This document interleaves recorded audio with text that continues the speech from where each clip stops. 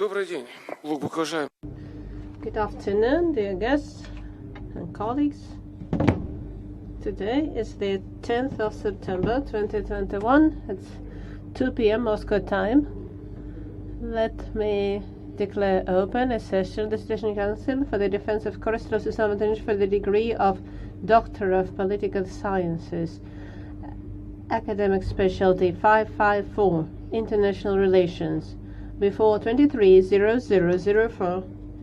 Political issues of international relations, global and regional development, on the theme political legitimation of acts of use of force in international relations. And dear colleagues, let me call the first technical break. Thank you.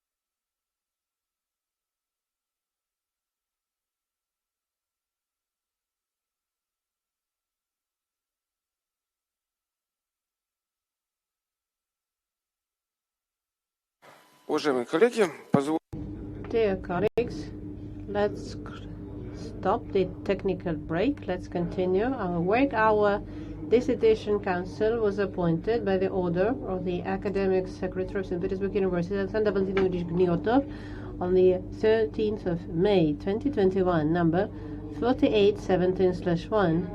And me, Pantarev Konstantin Andrusevich, Doctor of Political Science, Professor, Department of Theory and History of International Relations of St. Petersburg University, was appointed chairman of this Dissertation Council. Other members of the Dissertation Council were appointed by the same order. Let me introduce Mishalchenko, Yuri Vladimirovich, Doctor of Law, Professor, the Department of European Studies of St. Petersburg University. Sergunin Alexander Anatolievich, Doctor of Political Science, Professor, Department of Theory and History of International Relations, St. Petersburg University. Shevchenko Alexei Vladimirovich, Doctor of Political Science, Professor, Acting Dean of the National Security Faculty, Head of Department of Public Administration and National Security, Institute of Law and National Security, Russian Academy of National Economy and Public Administration under the President of the Russian Federation. In remote access mode, we have Lukin Vladimir Nikolaevich, Doctor of Political Science, Associate Professor, Department of Philosophy and Social Sciences, St. Petersburg State Fire Service University, Ministry of the Russian Federation for Civil Defense, Emergencies and Elimination of Consequences of Natural Disasters. Vladimir Nikolaevich, can you see and hear us?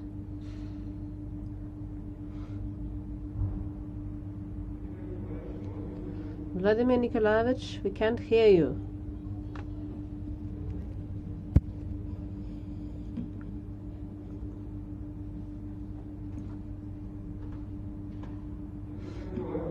Vladimir Nikolaevich, can you hear us? Can you hear me now? Yes, now we can hear you. Yes, I can see and hear you. Thank you. And Oleynikov Sergei Viktorovich, Doctor of Political Science, Professor, Department of Journalism, Faculty of Philology, Transnistrian, State University, Taras Shevchenko, Moldova. Sergei Viktorovich, can you see and hear us? Yes, I can see and hear you perfectly well. Thank you very much. The degree applicant Korostelev Stanislav Valentinovich is present. And today at the session we have academic advisor of the applicant Vladimir Lynch-Page, Doctor of Political Science, Associate Professor, Head of the Department of Social and Humanitarian Disciplines of Legalisim, National State University of Physical Culture, Sport and Health, St. Petersburg. Let me also inform you that our session is being recorded and broadcast live at St. Petersburg University website. The speeches have been simultaneously translated from Russian into English or from English into Russian. During the live broadcast of the Dissertation Council session, an email is currently displayed, to which, during our session, all the listeners may send their opinions and send questions to the degree applicant online regarding his thesis and the current scientific discussion of his speech. These questions shall be forwarded to me by our technical support department, and I shall present them during our discussion. Questions should be related strictly to the applicant's speech and the content of his thesis, and it is necessary to indicate the name, position, employment of the author. Questions that are not related to the scientific discussion of the thesis, text and the assessment of the thesis shall not be presented. Let me also inform you that Korostelev Stanislav Valentinovich applied for admission of his thesis in academic specialty 2300 for political problems of international relations, global and regional development. However, in order to implement the order of Ministry of Science and Higher Education of the Russian Federation dated the 24th of February 2021, number 114, on approval of nomenclature of academic specialties in which academic degrees are awarded, and amended regulations on the Council for Thesis Defense for the degree of Candidate of Science and Doctor of Science, approved by the Ministry of Education and Science of the Russian Federation, dated the 10th of November 2017, number 1093, introduced the new nomenclature of academic specialties, and given that our Dissertation Council was established earlier and approved by the order of St. Petersburg Academic Secretary, I announced the number when introducing the Council members. In academic specialty 23004, political problems of international relations, global and regional development, for the defense of thesis of Korostelev Stanislav Valentinovich, in accordance with the rules established at St. Petersburg University, approved by the University order dated the 1st of 2021, of experts in the theme of the above-mentioned thesis. The name of the specialties international relations is recognized by the Ministry of Education and Science as related international relations, and only therefore, given the applicant's personal statement dated the 16th of August 2021 under 3305119 on the change of code number of the academic specialty, political problems, international relations, global and regional development, of the old nomenclature to 554 international relations in the new nomenclature, as his thesis fully meets the requirements of the new nomenclature. Changes were made in the composition of in the code of academic specialty. Our Dissertation Council has approved for the defense of thesis Korostelev Stanislav in academic specialty 554 international relations. St. Petersburg Order 8393, dated the 2nd of September 2021. Dear colleagues, do you have Any questions or comments regarding this? No. Well, the defense of thesis by Korostelev Stanislav for the degree of Doctor of Political Science in Political Legitimation of Acts of Use of Force in International Relation is conducted in Academic Specialty 554 International Relations. According to the order of awarding academic degrees at St. Petersburg University, degrees of candidate and doctor of science approved by the local regulations of St. Petersburg University, hereinafter referred to as the order, a session of the Decision Council shall be considered competent if at least 2/3 of the appointed members are present, but not less than 4 persons. Our Dissertation Council consists of 6 members. All 6 are present, including 2 council members in the remote mode. Audio-visual contact and the degree applicant established audio-visual contact. Thus we have the quorum. I ask the Dissertation Council Activity Support Department to make up the attendance list. Let me set forth the following procedure of today's session. The approximate duration of 3 hours. First, summary report of the chairman on documents submitted by the applicant in their compliance with applicable regulations. Answers to possible questions, approximately 5 minutes. Second, summary report of the applicant, outlining the key points of his research, approximately 20 minutes. Questions to the applicant strictly on his report, not more than 2 minutes for each question. 4. Answers of the applicant, not more than 10 minutes for all. 5. Speeches of all the council members in turn with their assessment of the thesis and the applicant's speech, with a summary of their positions, questions and suggestions to the applicant. Approximately 10 minutes for each speaker. 6. Chairman's speech with his assessment of the thesis. Approximately 10 minutes. 7. Answers of the degree applicant to questions and remarks of the members of the Decision Council, not more than 20 minutes. And 8. Open discussion. Speeches at will of the attendees with summaries of their opinions and or specific questions and suggestions to the applicant, strictly on the theme of the study, no more than 2 minutes for each speaker. At that, all the speakers are kindly requested to register themselves and introduce themselves before speaking. 9. Presentation of questions to the applicant received during the discussion of his speech and the scientific discussion. As this session is being broadcast live, answers of the applicant, no more than 2 minutes for each question. 11. Speech of the academic advisor of the applicant, no more than 3 minutes. 12. Discussion of the council members before open individual voting of defense results. For that period, sound shall be switched off, approximately 5 minutes. 13. Open individual voting. The votes shall be counted by the chairman and recorded in the minutes of the meeting. 14. Make a decision on awarding or non-awarding the degree to the applicant. 15. Closing remarks of the applicant, not more than 2 minutes. Dear colleagues, do you have any questions or objections regarding this procedure? If there are no questions, let's proceed. But before, let me ask you to switch off your mobile phones. Thank you for your understanding. Well, dear colleagues, let's start our session.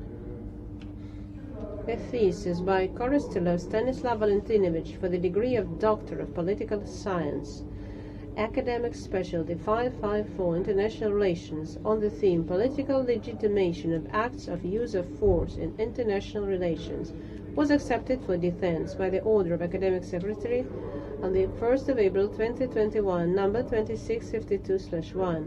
Korostelev Stanislav wrote his thesis at St. Petersburg University under supervision of Page Vladimir Vladimirovich, Doctor of Political Science, Associate Professor, Head of the Department of Social and Humanitarian Disciplines of Legalisim National State University of Physical Culture, Sport and Health, St. Petersburg. The number of applicants' publications that set forth the main scientific results of the thesis, according to the enclosed list, is 22.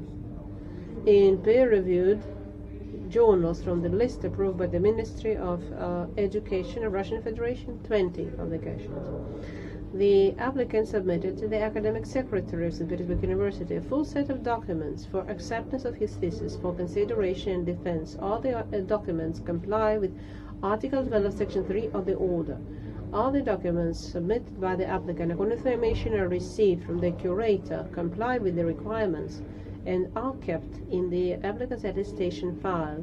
Copies are available from the Dissertation Council Activity Support Department officer, who is now present.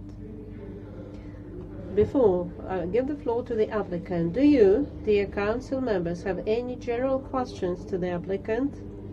And is it necessary to disclose and discuss the entire list of documents submitted by the applicant? No questions. Then, Stanislav Valentinovich, the floor is yours.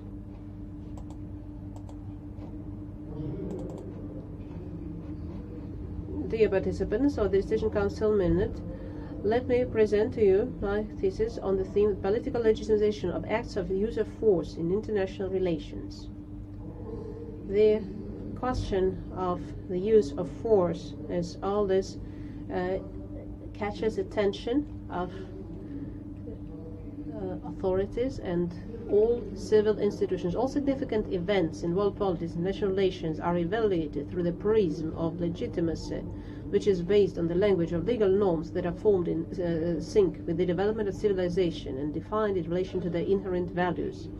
The basic working hypothesis of the study is the assumption that in the new geopolitical conditions, states very often use force to protect their national interests against actors who are not necessarily affiliated with authorities of any state, but at the same time inevitably linked to a national territory which they use as a base for their actions. In this case, the actions of state authorities to protect the national interest necessarily affect both the interests of the target state and the general interests of the global community. In order to reduce the political costs, the state has to show that its actions do not contradict interests of the international system and do not go beyond the UN paradigm.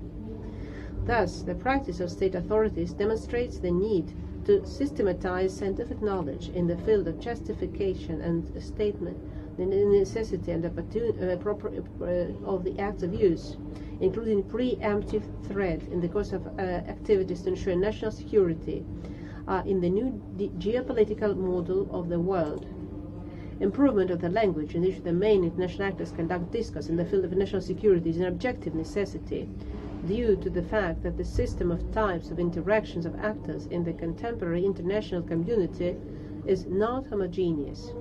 Relevance is determined, among other things, by the fact that many of the problems of political mobilization of national and international communities are caused by ambiguities in some of the basic concepts.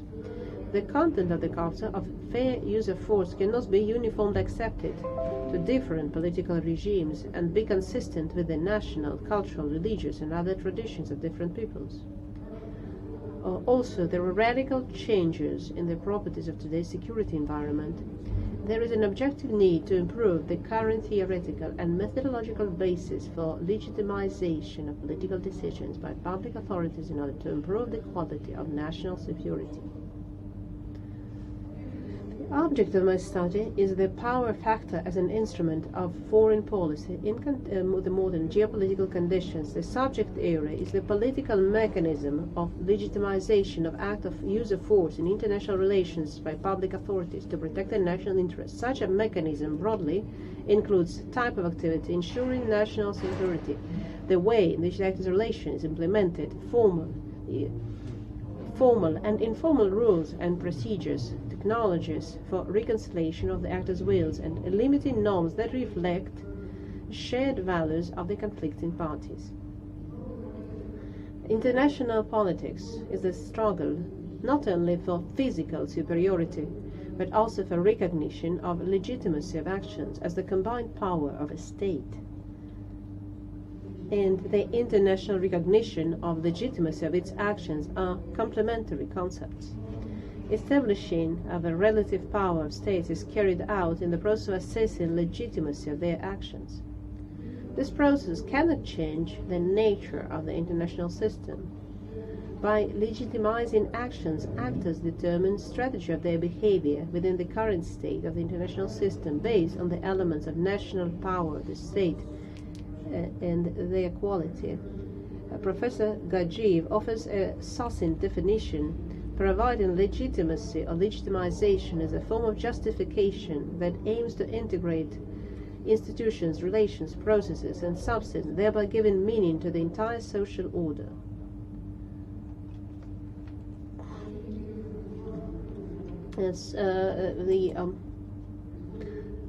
Takes place in a political process that has both national and international dimensions. Public authorities at every point in time need to seek answers to questions who, where, what, and when, by what means gets, in relation to the actions of competitors seeking to achieve national objectives, identify threats, find means and ways to counter them, and provide them with resources, and assess the magnitude of possible losses and risks of attributing international responsibility for the actions. Regulation of political activity is based on ideas reflected in doctrines and legal acts. In turn, any political activity is manifested in decision-making which can be implemented through the mechanisms at the politicians' disposal when moving toward the goal. At that, the answer to the question why force was used is in the field of international relations. The answer to the question how force was used is in the realm of military art or economics. And the question whether force was lawfully used can be found in international law.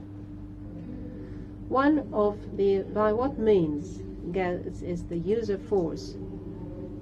Here, when we talk about coercion, using means and methods of warfare, and coercion, influencing actors through economic, diplomatic, and other non-military means.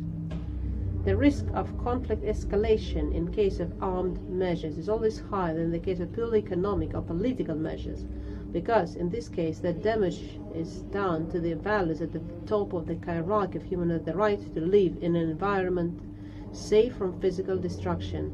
Evidence of military influence is evident immediately after use. Besides, the effects of political economic measures is sometimes difficult.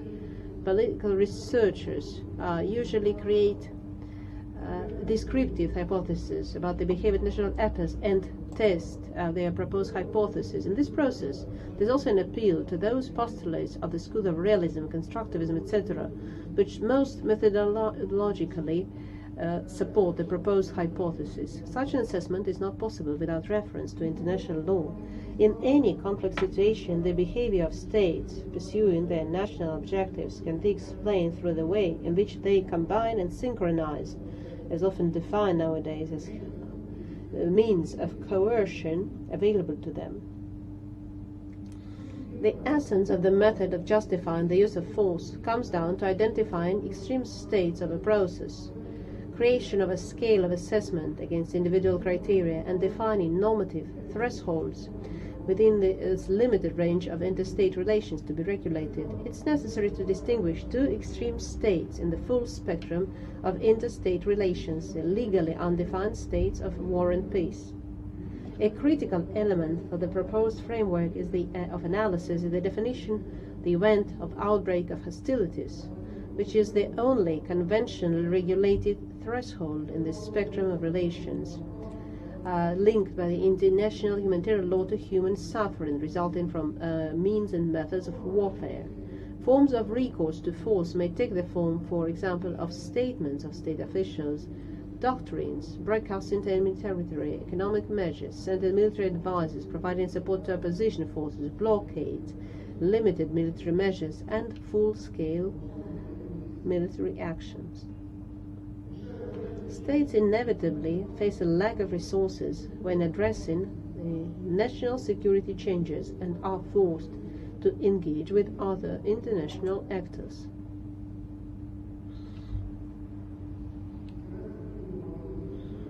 And choose a model strategy to ensure national strategy. In general, a national strategy which includes as necessary component sufficient thresholds for the use of force, is oriented towards a model of ensuring its interaction with other actors in international communication, and such a model should be in some position relative to the following extreme views in the way of ensuring the safety existence. As a greatest threat to international security, a considerable threat of entering a war, following neo-isolation as geographic and nuclear contentment are thus a state can leave limiting alliances and pursue its interests. In chapter 8 is based on this statement that, for example, can undertake military actions against an aggressor and implement other measures. The idea of cooperative security differs from traditional idea of collective security in that a collective security strategy is implemented by participating in ad hoc multinational coalitions formed to defeat an aggressor. The state pursues its security objective through agreements without creating permanent structures, new challenge, new partners, and new agreements. The strategy of selective engagement envisages that a state with a great military power should be prepared to act on its own to resolve a conflict, and ad hoc when great powers cannot agree among themselves on a way out of a crisis, and only if its vital interests are at stake. At present, the system of states embodied in the UN is an ideal institutional shell, allowing only in some insignificant cases for national interest to legitimize international responsibility in real life. The system of interactions of actors in the modern non-homogeneous international community is a combination of multipolarity, multilateralism, fragmentation, network of organization depending on the distribution of power balance and state governance.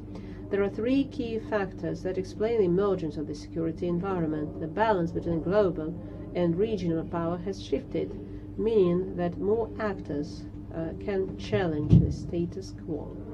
Complex interdependencies within the global political economy have developed, meaning that states are more vulnerable. And finally, the technological convergence resulted in more actors having means to inflict significant damage on their adversary. In such a reality, balancing and domination of superpowers that existed in bipolar world during the Cold War is now becoming impossible, not only due to emergence of a new superpower, China, but also due to emergence of global actors, non-states, whose capabilities are often commensurate with the power of national states, and the behavior of such actors can no longer be prescribed by the victorious powers as a result of war. On the contrary, they can define their own goals and find their place in the global organization, using and combining the available tools, including the very environment of the system of global institutions and infrastructure. At any given moment, participants of the interaction may be actors existing and acting simultaneously in one or more of the aforementioned paradigms. Before the adoption of UN Charter, the issue of basic principles of international law was mainly addressed in the doctrine of international law. And here we may say that the international law principles are the only basis for interaction of actors in different paradigms. Political assessment of behavior of states is made solely on the basis of terminological and methodological apparatus of international law, the third party point of view. In the UN Charter, disputes that are a threat can be regulated on the basis of international law. Even there's justice and law, differentiate between justice and law. For most international and formal international legal norms that establish prohibition on certain types of conduct. There is no, and such situation is deliberately created and maintained. Since international law does not provide even ideal models for legitimizing the actions of states whose interests have been affected by a conflict, the international system has responded by creating non-legal mechanisms. This mechanism is based on a series of techniques of declaring the need for recourse to force depending on the state's position in the current balance of power. Permanent members of UN Security Council cannot always agree on the use of force, and states have in some cases had to resort to force on their own and then report back to the Security Council on their actions. And they justify their actions with various justifications based on a number of legal concepts. In the process of legitimization of their foreign policy or legitimization the behavior of other actors in international interaction, the state appeals to international law, which is the language of international communication and only means by which states can convey to the international community their vision of how to protect their national interests. In general terms, the model of justification of actions of a state is shown in this slide. When national interests clash, state governments are obliged to demonstrate to the global community that they are aligning their decisions with preferences and expectations of the global community, and receive a corresponding response from the international system, political assessment of their behavior, which in turn will also be formulated in terms of international law. And only when a state of peace has been achieved can a declaration be made that action has been taken place in accordance with international norm, whose content has been agreed by the main actors themselves, and accordingly that international law can in this case govern in the international relations. The norm has exhibited the property of authority. The content of the process of legitimization acts of use of force is determined by the historical process of emergence and institutionalization of the modern international community, which is and their institutions with all their inherent attributes and essential characteristics. In general, assessment of legitimacy of an act of a use of force must be based on a definition whether it meets expectations of the main actors, whether it violates the international obligations of the state, and is it not just a wrongful use or threatened use of force. The recognition of a particular use of force is legitimate most often takes place through a political process formalized in the discussion of the Security Council and established by great powers. So that's legalization. This is any act of use of force has to be legitimatized. Is a resource for and a basis for criticizing it. The argument for legitimacy of the use of force in the absence of obviously simple and formal methodological framework may be based on the assumption that for most international and formal international legal rules, as I said, there's no defined procedure for their enforcement, and such enforcement will be later assessed by the Security Council.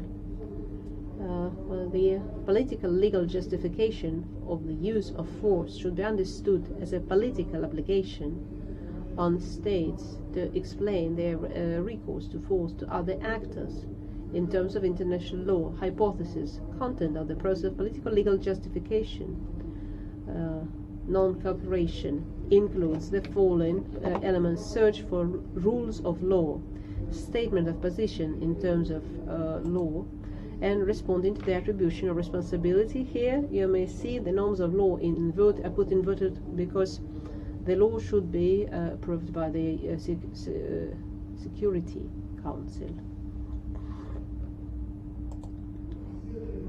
The study of formal and informal rules and procedures and legitimization of the use of force includes the study of previous experience of the state and properties of the modern system, assessment of rational legitimization in international community, and identifying the inefficiencies of regulation and the ideal state of a national system, creating just, rational rules, new interpretation of international law. Ideally, this ideal state will be a state of peace. Here, I suggest we look at these strategies selected by the participants. The use of force for the defense of national military doctrine. That is not a single document. It comprises the entire view of the state on the use of military force. And the states explain the use of force. And using the legalism method, they declare their open prominently, then they use the force. So that strategy can be seen as implemented, and then we get response from other states. This process of legitimization is not that high in the national security strategy. We have the national military strategy among other strategies of a state. That deals with general issues of military construction, preparation, and conducting warfare, some specific strategies, and under each of these acts needs political and legal justification. This process is very important, and let me comment on it with this picture, because the interests of a state are important, but the way they are presented and assessed depends on how they were presented at international forums, in statements of the made by the officials. The UN paradigm implies that state action, even bypasses the procedures, should still be consistent with the purposes and principles of the UN. In such a system, every act of the use of force is clearly presumed to be wrong, but the state has the responsibility to provide that its actions are legitimate because they are in the common interest of the global community and are therefore just in the same EU paradigm. The parties to the conflict always find political and legal arguments to support them, citing some sources of law, and this defines the essence of the process called strategic legalism, the use of law or legal reasoning to achieve policy goals regardless of the factual circumstances or the content of the law. The object of strategic legalism method is to provide state authorities with international legal argument to justify the fact that the state has the right to use force and the adversary has no legal or moral grounds for using it. The method of strategic legalism is implemented in the debate on the right of states to use force by avoiding generalizations inherent in the rule of law. Each party to the conflict seeks to formulate such a narrow interpretation of the norm that it can be applied to justify the just nature of the state's recourse to force, and in no case can be used to condemn it in other similar situations. Here, I would like to draw your attention to the so-called incident, Carolina incident,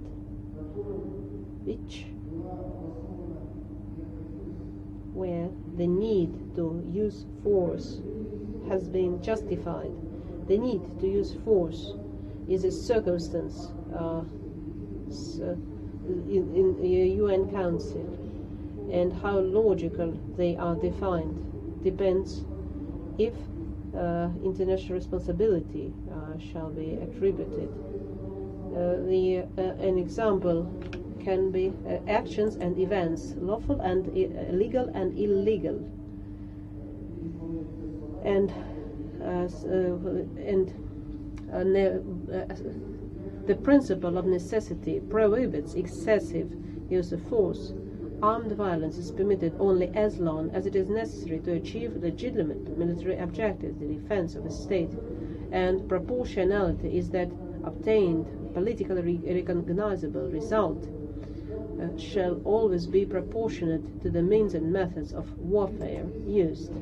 Here it's necessary to pay attention that these norms were established in the first half of the 19th century, but still in every discussion in the Security Council it's necessary to prove that we can take any minutes of any Security Council meeting, will find reference made to this doctrine.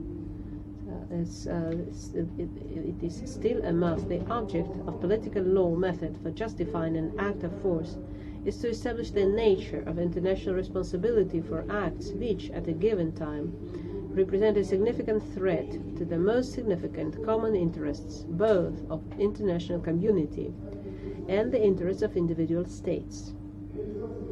The method of political legal justification for an act of force is implemented in the process of interpreting and applying the rules of UN Charter when interests of the states are aligned, or the constitutional norms is clarified, and conflicts and existing gaps are addressed. This diagram demonstrates how it happens between the two extremes of full spectrum interstate relations. The legally undefined states of war and peace and eventuality of outbreak of hostilities is necessary to look for in positive and customary law, general principles of international law, judicial practices, threshold values that this is the nature of the use of force. What constitutes the use of force of the scale, duration, intensity is a question of a fact which is subject to subjective assessment in each case. The following threshold for political legal analysis set out in UN Charter, Article 51, armed attack, threat of peace, Article 39, threat to peace. Thus, the framework of analysis looks as follows. Close to the threshold condition of peace are international events such as normal trade, diplomatic and consular relations, boycott, suspension of communications, economic competition, or sanctions. Then, with increasing tension, states may, such as threat to peace, threat of the armed attack. These states are approaching thresholds of the spectrum of international relations war. There's also a state of relations not strictly defined by the law, which defines, states can define a just condition to resort to armed violence the moment of outbreak. A state, in accordance with its national interests and established relative national strength of its rival, defines an enemy action as exceeding the thresholds of threat to peace, threat of use of force, armed attack, after which it has an inherent right to self-defense. Therefore, the decision to use force is taken, military actions commence, and the UN Security Council is formed. In this system of rules, it qualifies as state under international law. Thus, the object of the political legal justification method for the use of force is to establish the nature of international responsibility, represents a significant threat to the most significant interests of both the international community and individual states. There are quite a few states that take an expansive interpretation position, supporting the view that in certain circumstances the use of force is lawful prior to an actual armed attack. When interpreted broadly, recourse as Caroline incident is inevitable. But in this situation, there's a problem not only with interpretation of Article 51 of the UN Charter. It's very hard to define an armed attack. Is an armed attack different from the act of aggression referred to in Chapter 7 of the Charter? I suppose that all acts of preemptive use of military force in the framework of political legal reasoning can be divided into three preemptive acts: preemptive intentions and preventive actions. Characteristic of preemptive actions. Preemptive actions: initiation of military action, view of immense of an attack, so it actually deployed forces and access. A preemptive strike implies rapid resolution of a situation, but doesn't create the conditions for securing the resolution of a conflict over a long period of time. Preemptive actions taken only in view of imminent attack from the enemy to prevent the enemy from gaining advantage. Recourse to preventive war is based on determination of the relative status and take when aggressor state deems it necessary to avoid the risk of war later under less favorable conditions. Preventive actions conducted by states against other states, and because it does not involve recourse to international institutions for conflict resolution, its conduct is always contrary to positive international law. An essential feature of preventive warfare is its active nature, in contrast to preemptive action, which is always relatively retroactive. Characterization of preemptive intent. As a special form of preemptive action, we believe it's necessary to distinguish actions to preempt the intentions of the enemy.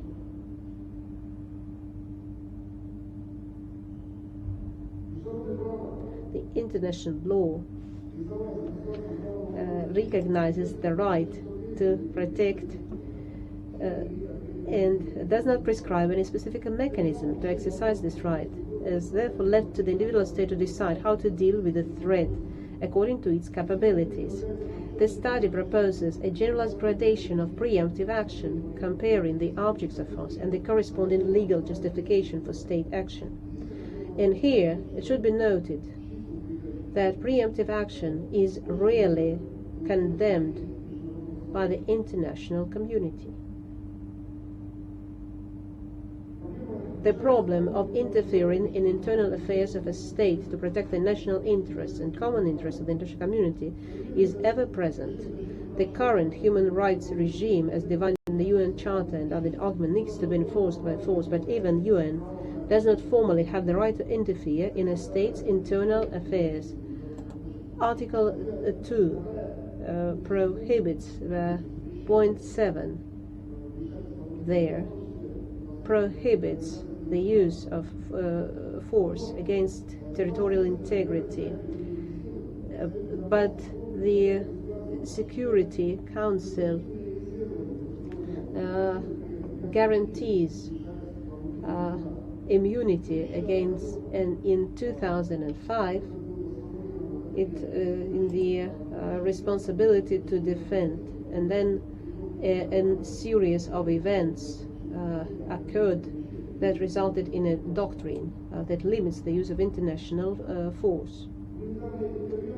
Humanitarian intervention can be defined as the use of force to defend population against existing massive violations of human rights. That's because Human Charter was adopted with the change of priorities. International resulted of the new norm, responsibility to protect. It's is different from the need to legitimize the resolution even afterwards, as was happened in the situation with Kosovo in 1999, and the definition of the situation in Kosovo in Resolution 1199, 1203 as a threat to international peace and security, put this from the domestic jurisdiction of a state. This norm is sometimes referred to as the third kind of lawful use of force. The first is authorized by the UN, second is self-defense under Article 51 of the Charter, and third is responsibility to protect. Mr. Valentinovich, but your time is up, so please proceed to conclusions. I can take questions later. Let me say that considerable results of my research, significant results that I consider significant, are legalism, strategic legalism, justification in the territory of third states to prevent humanitarian catastrophe, and in third states to protect common interests, and the process of legitimization of political decisions on the use of force to ensure the national security in modern conditions. I provided the general definition of legitimization process. May I take a general definition of the given here, and technology of political legitimization, procedure, purpose, and tools as a process, and what are the outcomes. Thank you for your attention. Thank you very much, Stanislav Valentinovich. Do you have any questions to the applicant?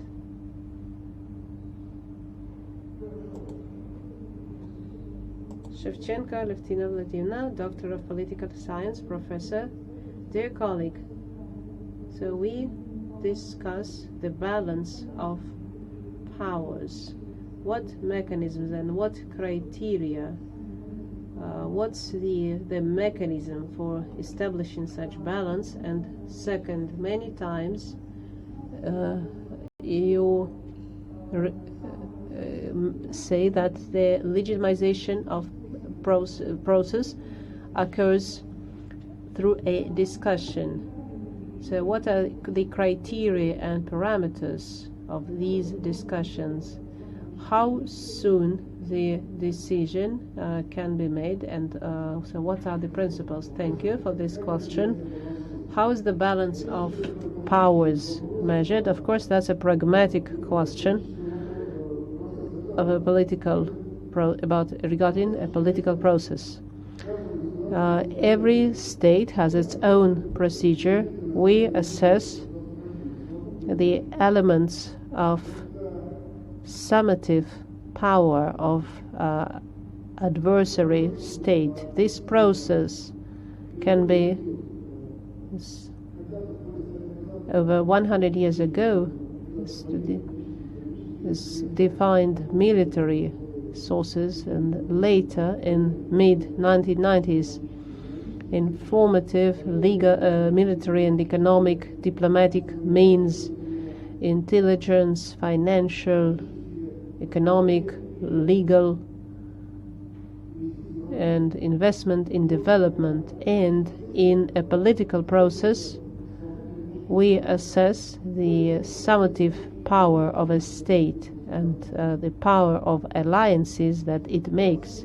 So the balance of power is a very complex process. And when we define a military power, we have many tanks, but we know that we cannot take them across Kandykush. So it's very complex. So how long? Resources.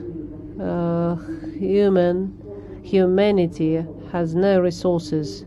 The situation in Kosovo broke that consensus, and the discussion continued until 2003, the situation in Iran. And at a certain point of time, agenda changes. This happens because the state interests change very dynamically, so many questions remain unanswered. Security Council decides to discuss this issue later, and they never get to discussion. Let me give an example. In 1985, Israel bombed the Security Council, USSR voted to call it aggression, and at the next session Israel had to report, and they have never taken any measures. Then a session of the Security Council was to be held, but there was this session never took place. So dynamics in the change of interests and balance of power cannot prevent any conflict to end quickly. Are you satisfied with the answer? Yes. Very well, dear colleagues. Do we have more questions for the applicant? In that case, may I ask one small question? My question is this. I would like you to clarify. It's not absolutely clear. According to the slides in the UN Charter, there is prohibition to interfere with internal affairs of another state. And because of that, I have a question. Is there no contradiction between the attempt to legitimize violence against a third state and the UN Charter, in your opinion? Because if we take history, bombardment of Yugoslavia and other similar situations, don't you think this is a challenge to the entire international law system? Thank you for this question. Yes, it's one of those fundamental questions of composition on purpose. There was the League of Nations existed, and by the beginning of World War II, the strongest powers were outside of this League of Nations. Japan, US, Germany, they were outside the League of Nations system. So their power was focused outside the center of political decision making. And then the Security Council of their power was focused in the Security Council. The Security Council addressed its main task for many years. There were no wars, and the state of peace today means absence of collisions between major states, but the 50% of the nation, so it's maybe 17%. So the world is changing, and we see that the power now belongs not to the Security Council but around it. So we got an interesting structure, but there are political obligations. UN Charter is still there, and in any case, it's necessary for somebody to stop flows of refugees, and in that sense discussions are going on. Organization of this system is not just, and from that point we address this concept of interfering into the affairs of a third state, another state. But what are sanctions? Sanctions, a great power can do whatever it likes, but it won't vote. But sanctions, for example, the situation in Ossetia, not recognizing other states, these are sanctions, and that creates certain political scale or landscape. I hope I have answered your question. I see. Well, dear colleagues, now we have to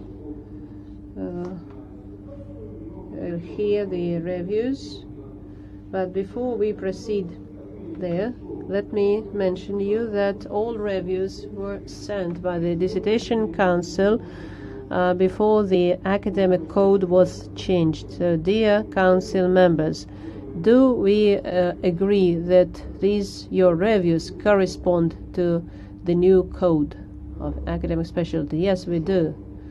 That's good. Also, let me inform you that since all their reviews were published at St. Petersburg University website, I suggest that the council members read or present only the key points, questions and comments to the applicant. Dear colleagues, do you have any objections? That's good. And first of all, I would like to we received one external review from Dr. Law Director of Belarus University of Strategic Research, Makarov, of the following. The review talks about relevance and scientific novelty, validity of provisions, and the author says in particular that provisions of the thesis are well justified, but at the same time the author has the following critical remarks. First, it seems that the author should clarify introduction of the concept geopolitical conditions, geopolitical realities, etc.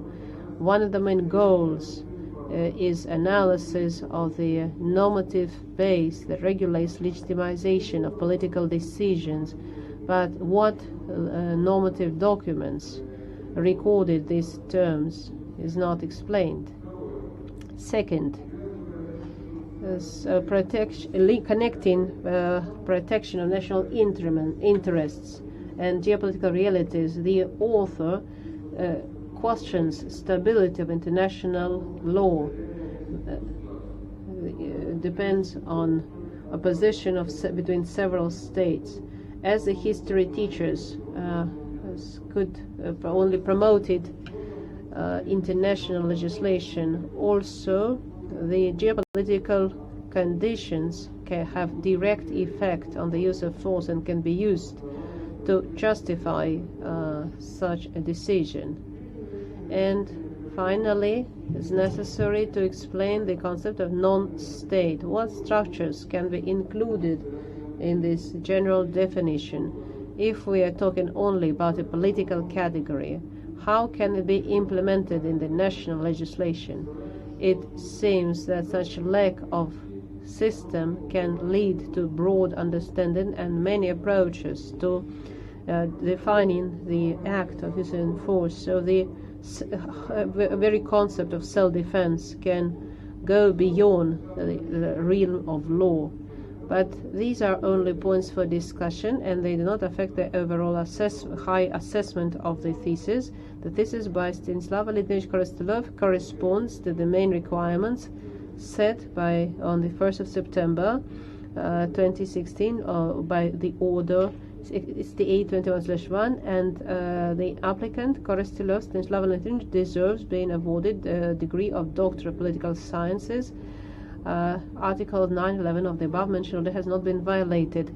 Stanislav Valentynovich, how would you prefer to answer questions? Yes, let me answer each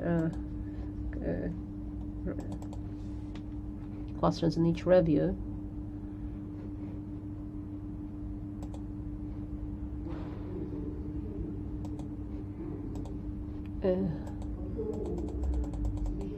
In the first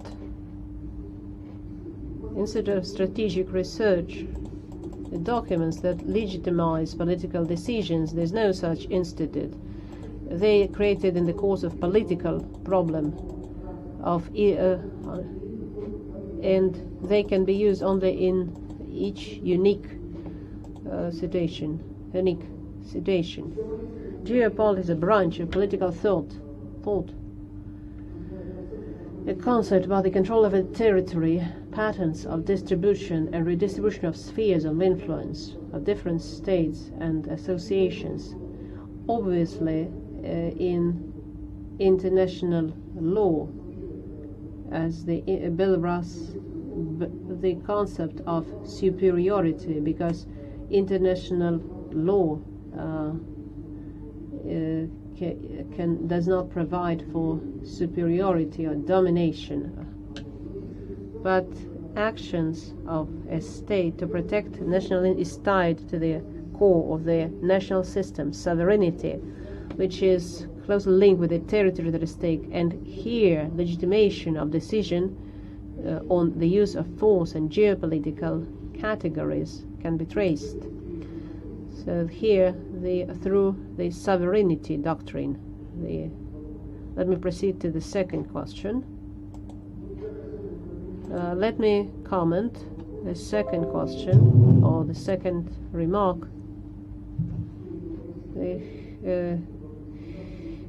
So the standard of justice depends on equality, is strong to do what their power allows them to do, and the weak accept what they should accept. The absence of both a commonality of interest and a balance of power, there is no international law. This is the theory of political realism, and I think it answers the question of Belarusian Institute of Strategic Research. Initially, the international law, when it was created, it was a textbook was published here at the university in 19th century. Called international law. So there is a transformation. States have to react to the action of actors that are not connected to a state. So the geopolitical value of territories is changing. Take Afghanistan and Pakistan. There's a port for transportation of Afghan lithium. So before, nobody needed lithium. Now the geopolitical value of the territory has changed. We don't know all the factors that affect all the factors that affect the politics, but the value of the lithium of the territory has changed. So the international law and the methods will be different. They will be determined in the course of a discussion on security. A state may conduct it independently, but then it has to report, and they will hear many unpleasant things, but that contributes to international law, modern international law doctrine. And if we talk about the international law, it's always necessary so there is a convention that can be violated, international, which is very flexible, common interests of law, so against which we measure our behavior, and there are other sources. So it's very hard to break the international law. Usually it's a figure of speech used by political science and propaganda. So basically we should be guided by common sense, because the situation changes so fast. We cannot apply rules in the modern situation. Then there was a question on about non-states and what structures can be included in this definition. Political characteristics of a state are defined in Montevideo Convention as follows: territory, sovereignty, defined territory, its own government, but from the point of law is legal fiction, is a mechanism, but from the point of law is legal fiction. And implementing the national legislation, we have to protect our interests, but at the same time we implement that differently. There are common values. We have results of World War II implemented in Geneva Convention of 1949, the use of force against anybody. We have to ensure selectivity. We cannot protect the environment, etc. And Professor von Martens, in cases that are not regulated by international law, we have to be guided by public consciousness. And so this is our responsibility, even if our adversary doesn't have even one feature of a state. We still have to behave like a state. Thank you, Stanislav Valentinovich. Dear colleagues, now let's hear reviews of the council members, and I would like to give the floor to Yuri Vladimirovich Michalchenko as a council member. Dear colleagues, good afternoon. Stanislav Valentinovich indeed presented a very interesting thesis to a relevant topic, and here I have to quote Confucius, who said, if humanity defined all their concepts, it would save itself from the majority of problems. After World War II, the main states defined the main concepts in the UN Charter and principles of international law, norms of international law, which have to correspond to those principles of these principles of international law were defined by states as the main subjects of international law, who were the main influential actors in the international economics and international power. But today we may see that many other actors, not only states, may affect international relations, political relations, economic relations. That includes transnational corporations that generate about 2/3 of world GDP, and NGOs, various international secret military alliances, clubs that perform actions that are a threat to the national security, regional security, and international security. In year 2001, U.S. A terrorist attack took place, and U.S. used Article 51 and took their armed forces to Afghanistan, but Afghanistan never committed this act of terrorism.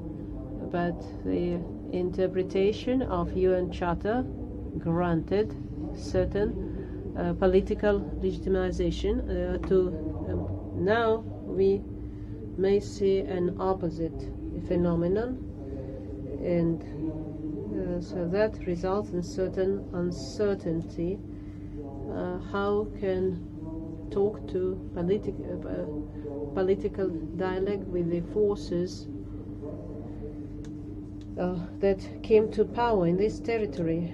So this factor, these circumstances mean that it is necessary to systematize political terms and principles of interaction, conduct certain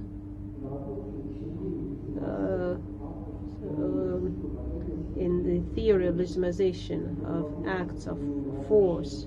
So the use of different means is increasing the use of mass media, the internet, financial instruments. And Stanislav Valentinovich provided a new definition that characterizes the legitimization theory. He proposed a classification of preemptive actions and political justification of the actions of a state. He also suggested a system of acts of use of force that simplifies the task of legitimization with less damage to the reputation, which is for international relations. Also in the thesis, because the author used the main documents of Security Council, materials of the International UN Court, and I am familiar with many works of Stanislav Valentinovich, and I took part in the session of Interparliamentary CIS Council, which suggested some acts in the framework of this thesis. So the practical and theoretical issues are well justified and well explained. There are minor questions. For example, I would like to clarify the author to clarify his position on criteria of necessity and adequacy when the state reacts to the actions of its adversary. And also it seems to me appropriate to ask the author's opinion about the object of application of force in the circumstances of hybrid confrontation, and also the political. I would like to clarify the political mechanism and non-states in the sphere of, but in general, political legitimization of the use of force in international relations corresponds to the requirements set on the order 6821/1 on the 1st of September on the order of awarding academic degrees at St. Petersburg University. And the degree applicant Korostelev Stanislav deserves awarding degree of Doctor of Political Science, specialty 554 International Relations. Article 9 and 11 of the above mentioned order has not been violated. Thank you for your attention. Thank you, Yuri Lynch. The floor is yours. As for the first question about the need of adequacy, you don't have to read the question itself, just proceed to just answer. Well, if the in accordance with Russian legislation against federal independent sovereignty of the state, we have the federal constitutional law. But the problem is, it's not enough, because any action is a crime against our sovereignty. The scale doesn't matter. So here we have to use the methods provided for in the international law, the use of certain types of weapons. So here the most interesting criteria is expected consequences. If the use of informational, the consequences are as bad as consequences of use of regular weapons, then we can measure them.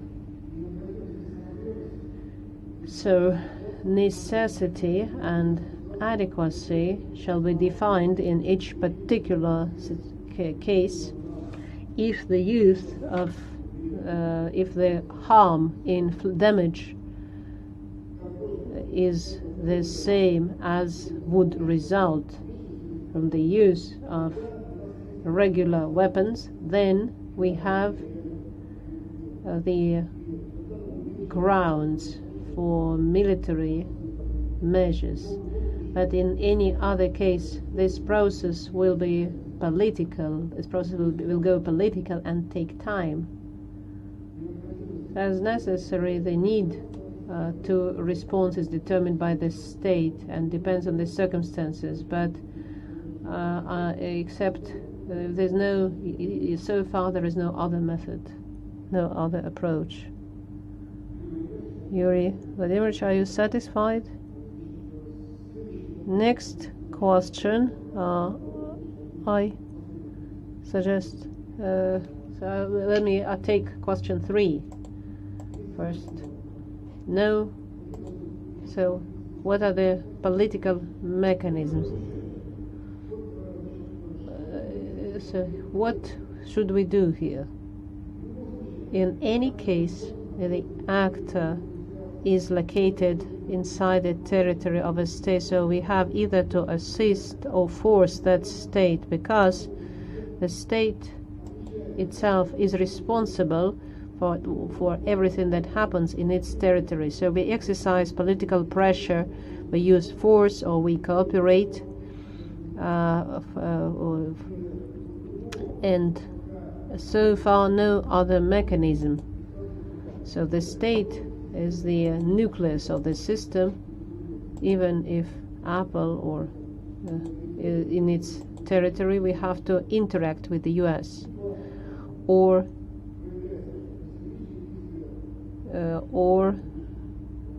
asymmetrical actions. So the set of tools is quite big, but the procedure so far has not been formalized at the moment. And but in hybrid nature, the contemporary international law does not require to respond. So it could be economic, or response can be economic or diplomatic or legal, etc. It's not a must to respond with the use of military force. So not only in the. So that's the end of my. Thank you. I accept the answers. Very well. Then next, I would like to give the floor to Sergei Viktorovich Oleynikov. Dear colleagues, first of all, let me thank you for the opportunity to take part in the Dissertation Council. And first, let me say that how personally interested I am in this work. And I decided we're going to talk about Transnistria, where I live. But later so the author speaks about other actors, and of course the work was still very interesting and is dedicated to a very relevant field, a very difficult field, controversial field. The structure of the work is adequate to the author's concept, so I will not talk about the advantages, as I will only focus on the key critical remarks and questions. So first of all, let me start from the end. It would be, unfortunately, analysis of the relationship between Russia and Ukraine, though the aggressors and is declarations and has not been discussed by the UN Council. Yet, General Assembly, one of the revolutions, has declared Russia an occupant of the Crimea, but they have certain resonance in the and besides there's no the idea of the author. I'm quoting international. The strongest state uses military force to ensure own but not common interests. This idea economic nature, which the author speaks, page 301. And today in his speech, the author also said that the emission as lithium batteries, so the economic nature of the confrontation is one of the most frequent reasons. So it's even more interesting how leading political actors in the circumstances of growing competition, how they hide their intention to appropriate resources, attempt to promote, extrapolate them to other societies. Also, I would like the author to answer some technical questions connected, maybe, the difficulty to perceive legal terms, and political journalism is different from the text. So for me, maybe, it was more difficult than for the other council members to understand the content of this work. So on page 382, 382, I could not understand. I will not read. He could read this comment, and maybe he could answer this. Also, speaking of technical, on the technical side, the 5 criteria of legitimacy that, according to the year 2004, suggested by criteria for the use of military force. This theme appears in several places in the thesis, several times, but the author has never given a clear picture. So it will about the 5 criteria of legitimacy. And finally, the last problem for me, at least for me, there was certain disagreement. The use of preventive war, preventive actions, and preventive strike. The author, preventive and preemptive, so several pages. He uses the term preventive actions that seen as preemptive, 342, and sometimes uses them as synonyms of preemptive actions, page 131 or 352, to exercise its right to self-defense through such preemptive actions. So here I have a question: if the author is talking about the same approach, but preemptive, or are these different teachings? Thank you, dear colleagues.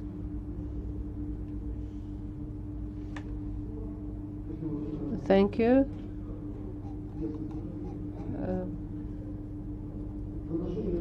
Speaking of the Russian position to the events of in August, so what is the position in Kosovo? Discussion or voting? According to resolution 1244, we condemned NATO, but we voted for the resolution, however surprising it was. So we legitimized the bombings post factum. NATO forced the parties to sign a technical military agreement, which was supported by resolution 1244. So this was a situation of political negotiations. Minister Lavrov voted for the resolution. As for South Ossetia, the resolution So they extended the observer missions in South Ossetia, which was established a long time, since the time of Georgian Ossetian conflict. And when the question of the use of force emerged, so these have never been discussed, because one of the Security Council members, so this question will not be included in the Council agenda. That's how the Council works. So, so I put this international law defines war and armed conflict. A war is when we are attacked, and any other form, including peace operations, that's these are armed conflict. For example, Ossetia, that was a peace operation. So yes, is not qualified.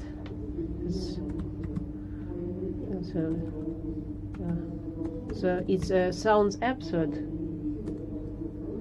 Occupation of entire country. There's only, and again, USSR did not vote. He abstained from voting on this issue. As for preventive war, it was necessary to align political doctrine and military doctrine, defense, offense, military action, and military action include strikes. As I said, preemptive actions can include strikes. If I knew who will be the Dissertation Council, since all of you have different background, if I knew your background, I would have chosen different wording. But in that case, I would try to make it differently. I can explain more the doctrine, if you like, but I think that's how it is. Preemptive intent or actions is more or less. So these are this is my definition. About 5 criteria for legitimacy, page 166, and the 5th criteria on page 100 appears on page 166. I was careless. That's why it could not be seen. There is a document, and it talks this reference. So I was careless. It's 5 criteria. Interpreted them in their own way. Next, your regarding your 4th comment, how it happens. We don't have the right, even if events do not affect the territory of Russian Federation. We have to react. This is international practice. If we don't care, we do not affect practices, but if it affects our interests, we have to react. Even the event in South America, Russia has to state its position on these affairs. As a great power, we exercise political pressure, and we accept or do not accept, and that creates common international law, the common international law.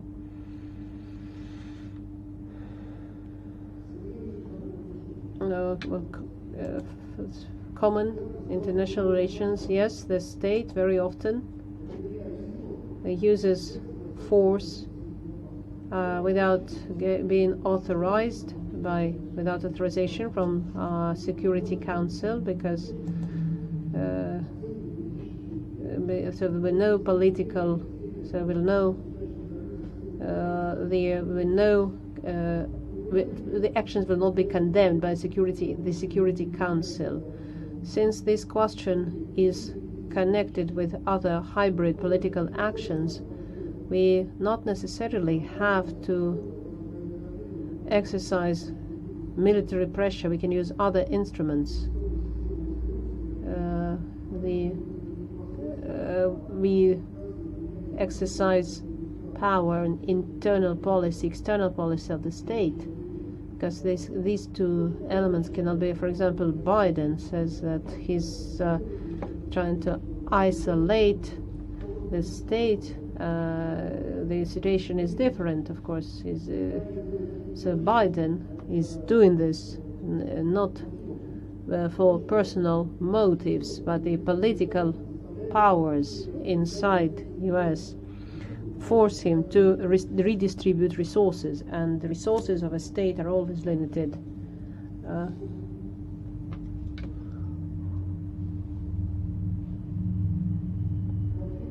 The conflict situations, that's something very interesting too. The states sometimes, after some military actions, they end up in a very rundown condition, and I can explain that as follows. Very often the ultimate goal of actions of UN is to promote peace. So the opposition of systems, we could not clearly define the world. After this confrontation ended in 1992 as a peace agenda, and second document in 1995 was called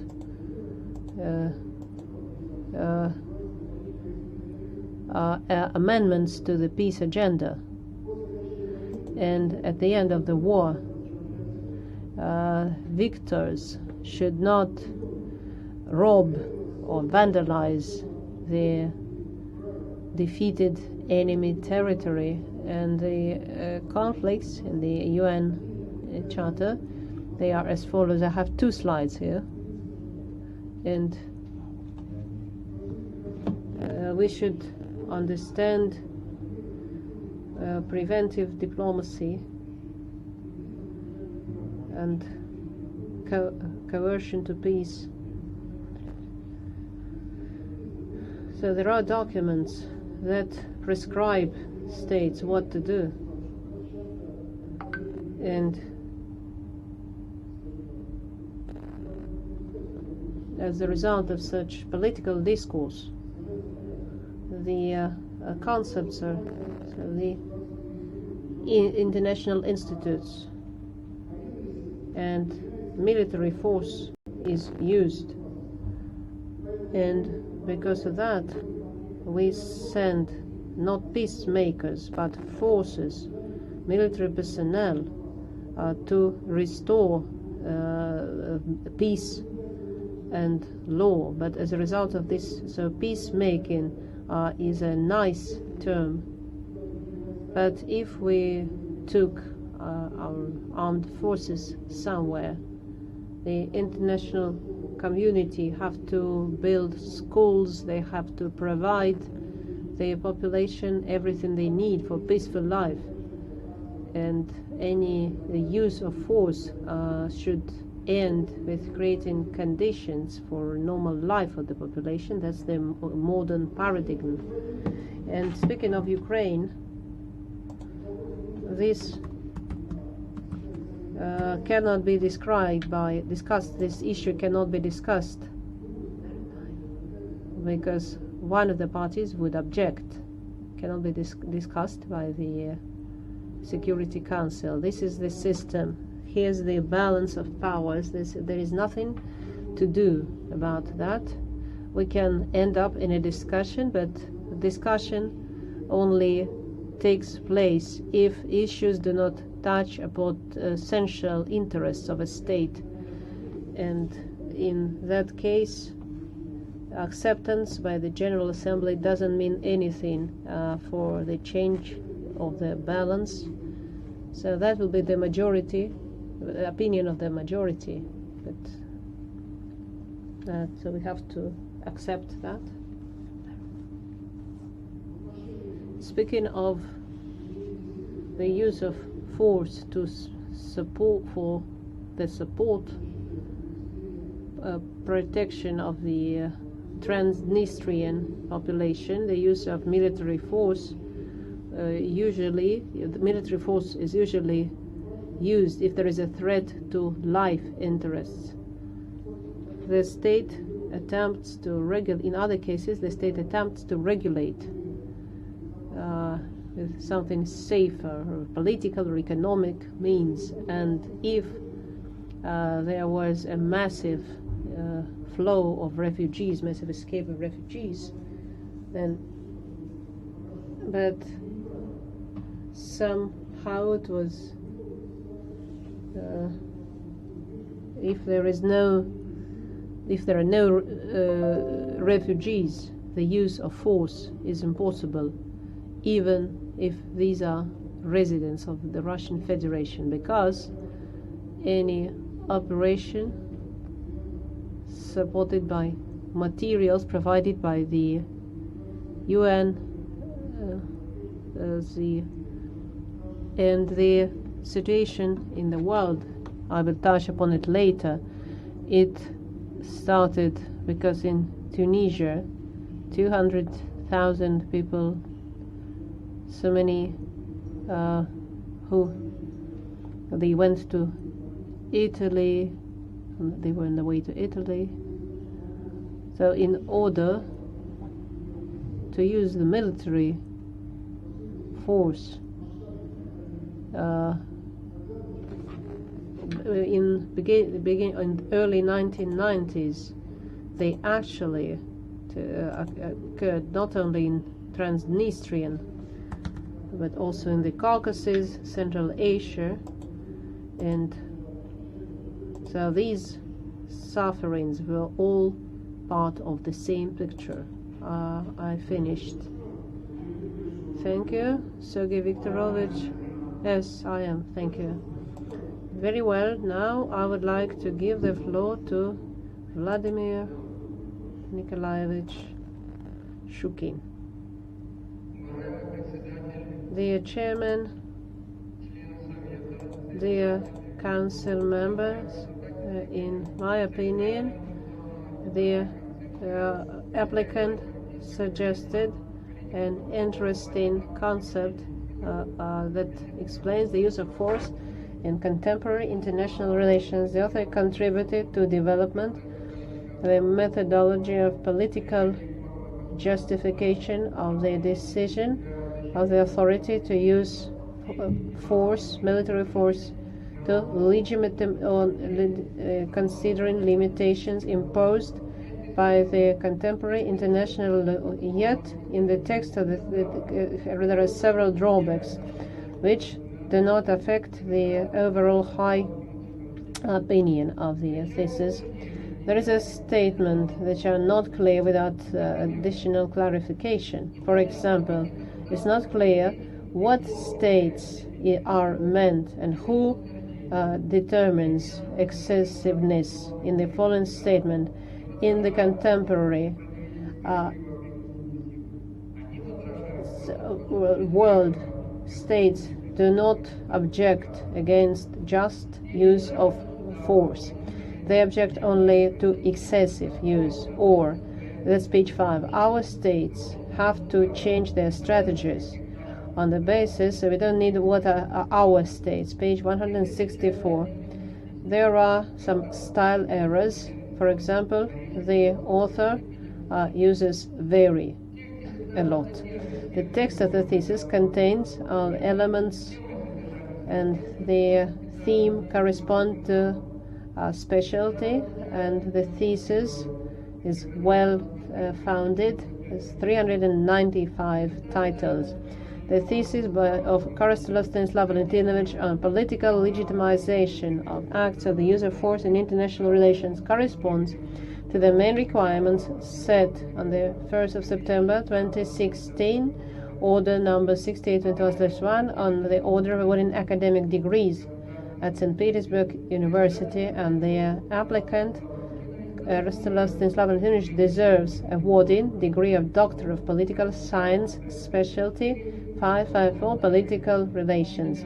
Articles 9 and 11 of the above-mentioned order has not been violated by the author. Thank you. I'm ready to hear your answers.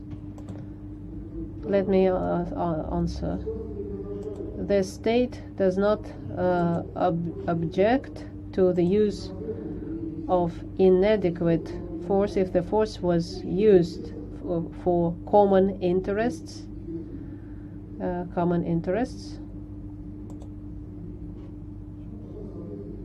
Should correspond to criteria of the international humanitarian law.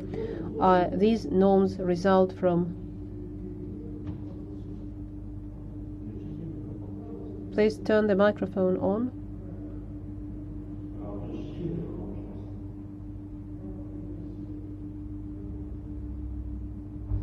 I beg your pardon. The right to use military force, the need to use ad bellum, and it's emerging very slowly. Yes, contra bellum is emerging very slowly. The concept is emerging very slowly. The responsibility to defend emerged since 1945, but the mechanism, it took 60 years to develop a mechanism. A norm cannot be born in a single day. And moreover, very often, so when speaking of norms, let me give you some example. The incorrect provisions are used. So the need to use force is explained by the Council. There is proportionalness. So we cannot use excessive force. We cannot cause excessive suffering to the people as this happens, and we cannot destroy the environment, and a lot depends on the relations inside the society, because value of human life is different. So of course we object to the use of force as it is now used in Afghanistan, because it damages our view of it, so this conflict should be regulated, but the frames are the same. If you want to use force, you prove the need to use force to the Security Council. When you use force, you have to observe the rules of the international humanitarian law. Speaking of our states, of course, there was not a very good wording. So when we talk about our states and members of General Assembly and UN states, sanctions for behavior can be any, as recognition, compensation, etc. So the end of this. Thank you, Stanislav Valentinovich. Vladimir Nikolaevich, are you satisfied?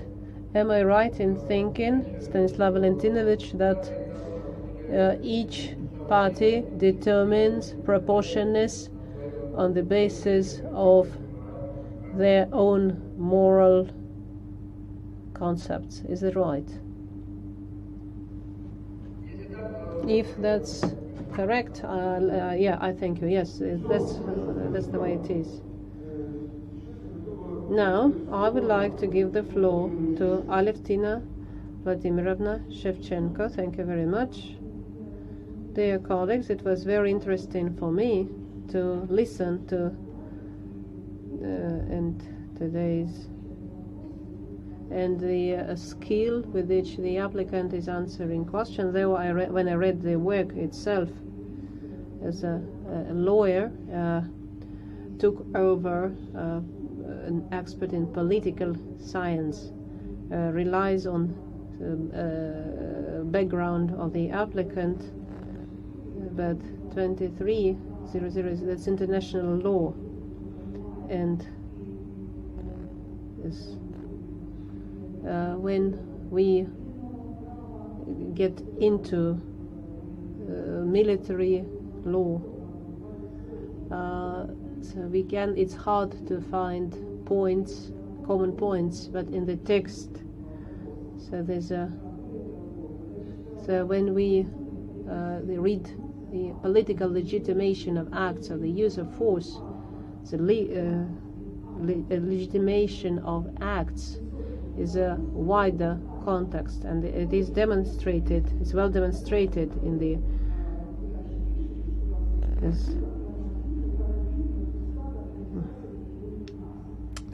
charter. So the work goes beyond that limit that you set to yourself, but it also aligns with the norm as you have chosen. The work is very complex. Very few works of such complexity into interdisciplinary, and indeed not only to differentiate these and synthesize them at a certain point. And I think the author managed to do that, which is definitely an advantage of this work and demonstrates its novelty. As for methodological basis, the legalism, which explains the political and legal category, which corresponds to the degree can be.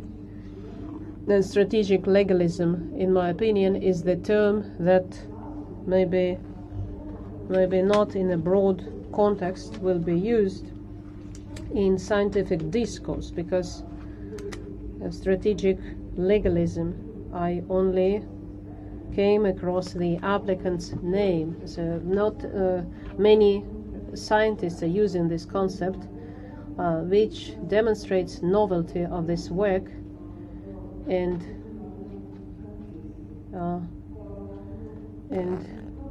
in the international context, many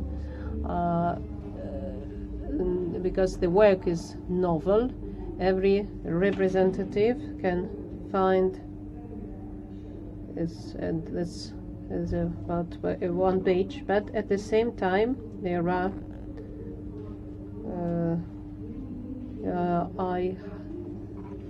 so I don't made them separate points, so I'll just read them. So first, the use of political mechanism model transformed to operate on the object of the study, the factor of power, and the legitimation of the act of the use of force. So this choice is certainly productive, but there's a question about the word in the object and of the because of the sphere of action of factor of force. The use of force is political action founded by and the mechanism of legitimization of these acts. In the review, I explained my position as the author. I will not, it's there. Second, it is necessary to clarify working hypothesis. Results obtained exceed the theoretical, the methodological, and practical methods to eliminate contradictions included in the hypothesis, novelty of results, and provisions submitted for defense. They are not given in the full form, is necessary to find evidence. And I said that. I'm giving some example of that. So these pieces of novelty together, they give us this impression of completeness of the work. Besides these points that give us the right to claim so, they have been tested in numerous publications of the author, and I can accept them. But though the thesis itself, the text of the thesis, not quite clearly, in my opinion, that does not take away that delicate nature of the doctoral thesis. In most paragraphs, there is no theoretical synthesis.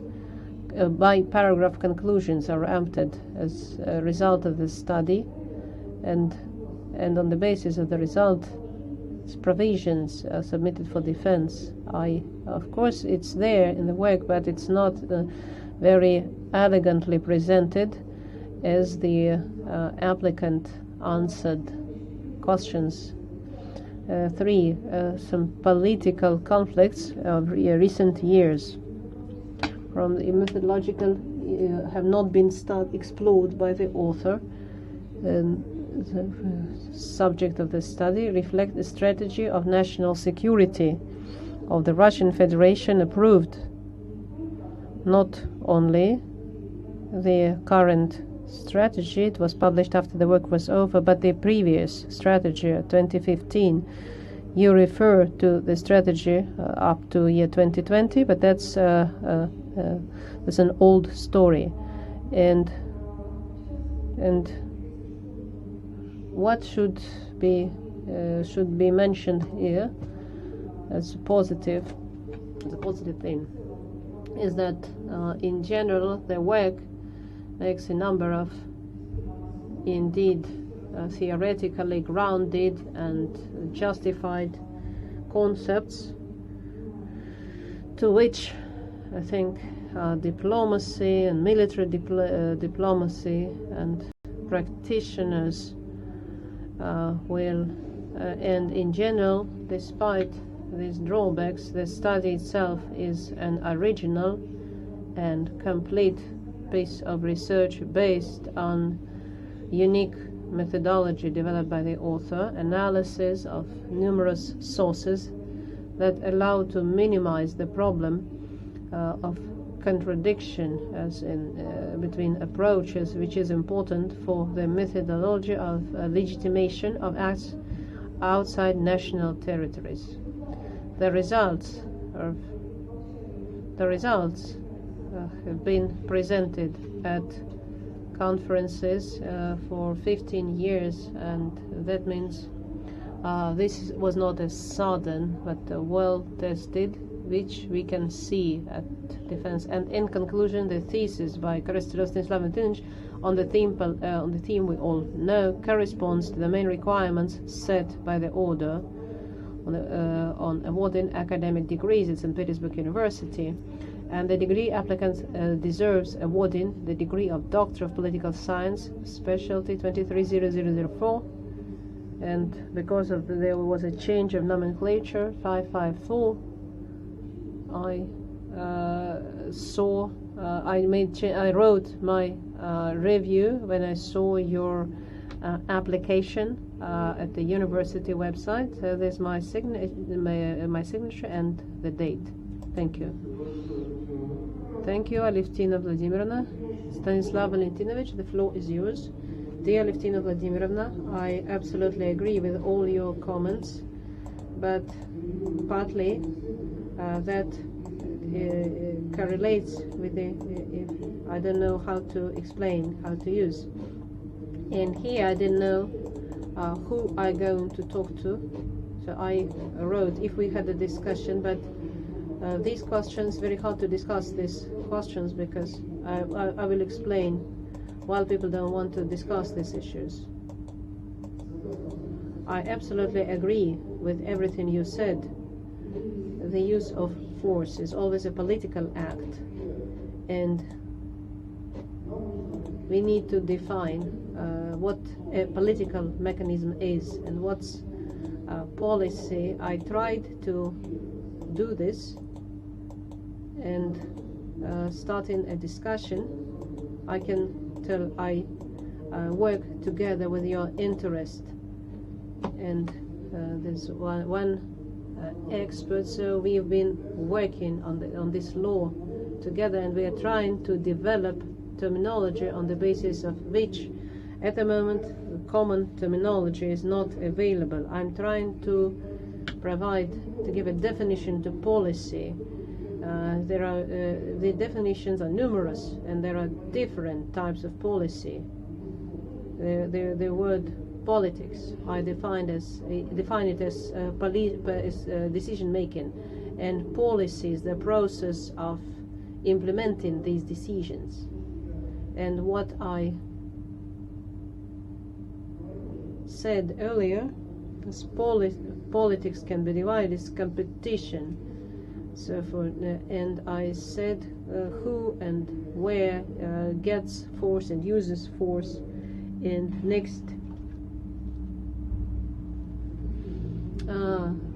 what means of coercion? I'm trying to define policy regarding which I'm to try to explain anything. I don't know if I was successful. So there are political mechanisms. There are methods, tools, norms, regulations that reflect common values, and my work was dedicated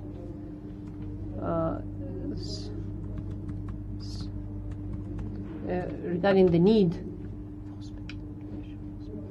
But next, foreign policy is the use of exercise to achieve synergy effects, and I hope to promote exactly such approach of.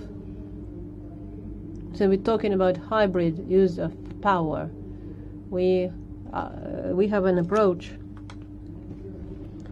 Gerasimov, head of general staff, he thinks it's the same. So we use all the elements of the national power. And please show that slide of what I'm saying right now to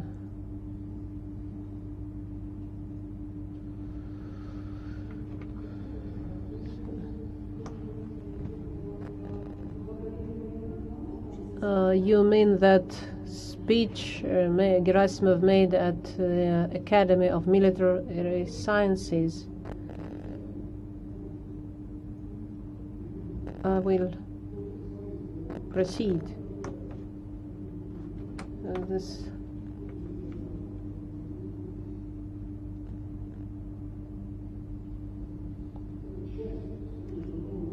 is a part of political process.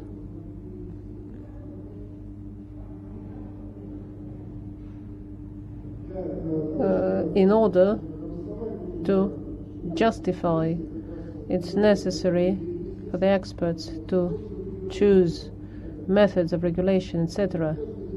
In each of these spheres, there should be studies for such paradigm, and as a result of that, the result of that study will provide that political mechanism. Next, the political. So I use international law more. International law is a ready tool. Lawyers, they are looking for normative properties. So the so-called Clausewitz triad. See, is common to human nature and activities of the. And of course, if I use the approach of political science, to study. I will have any approach, a social approach, any of these spheres. So that's a much more complex task. I cannot. Maybe this task is too complex for one researcher. Maybe a whole institution can take up this task. No matter who the actors are and what are, and no matter what our goals are, because the properties are different. We have different values, and efficient or inefficient. So the task is very complex. So I used only the procedure of justification of the use of force. If any person, anyone who conducts political analysis, we have to define who we are. Are we a democratic republic? In the constitution also we have our surroundings. We have to explore our surroundings, define our tasks, and then we'll find human rights as instruments. What methods shall we use to compete or enforce or coerce? So what are our goals? So it's the question of to the military power, because each state has complex characteristics and complex structure, and without a motivated population we won't be able to achieve anything. For example, everybody is talking about the Arab Spring propaganda, but the average male duration in Yemen, life duration, is 18 or 23 years in Syria.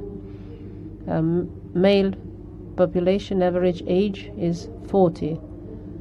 So the opportunity. So these are people these are young men who are ready to fight.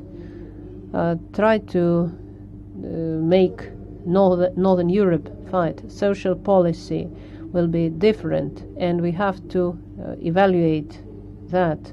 It's not the question of the use of force requires multidisciplinary approach. Stanislav, but I did not ask you to. So this is a discussion. So everything you said, I accept everything. But the critical remarks, I agree. What I'm saying is that I read your critical remarks. I realized that I had to structure my work differently. So please answer critical remarks. So we are in the course of scientific discussion. I finished the answering your questions.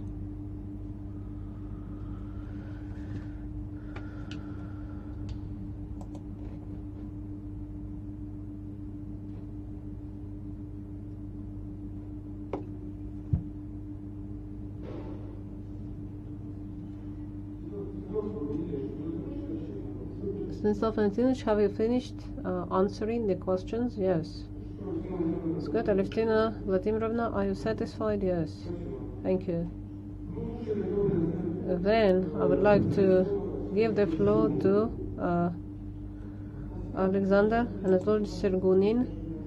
I agree with previously given opinions on novelty and relevance, clearly said objective and goals, the good basis, sources,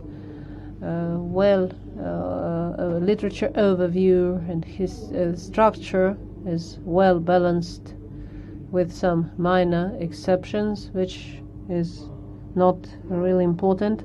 I agree that the results obtained are valid, and are unique and independent. Also, to save time, let me briefly make a couple of remarks. First, it was mentioned already, sometimes an international lawyer takes over a political scientist, and for example, and for that reason maybe there are numerous statements addressed to somebody.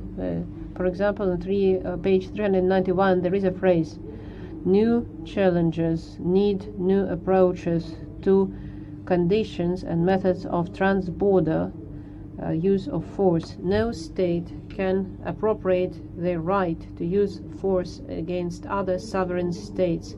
Search for new approaches should be conducted collectively.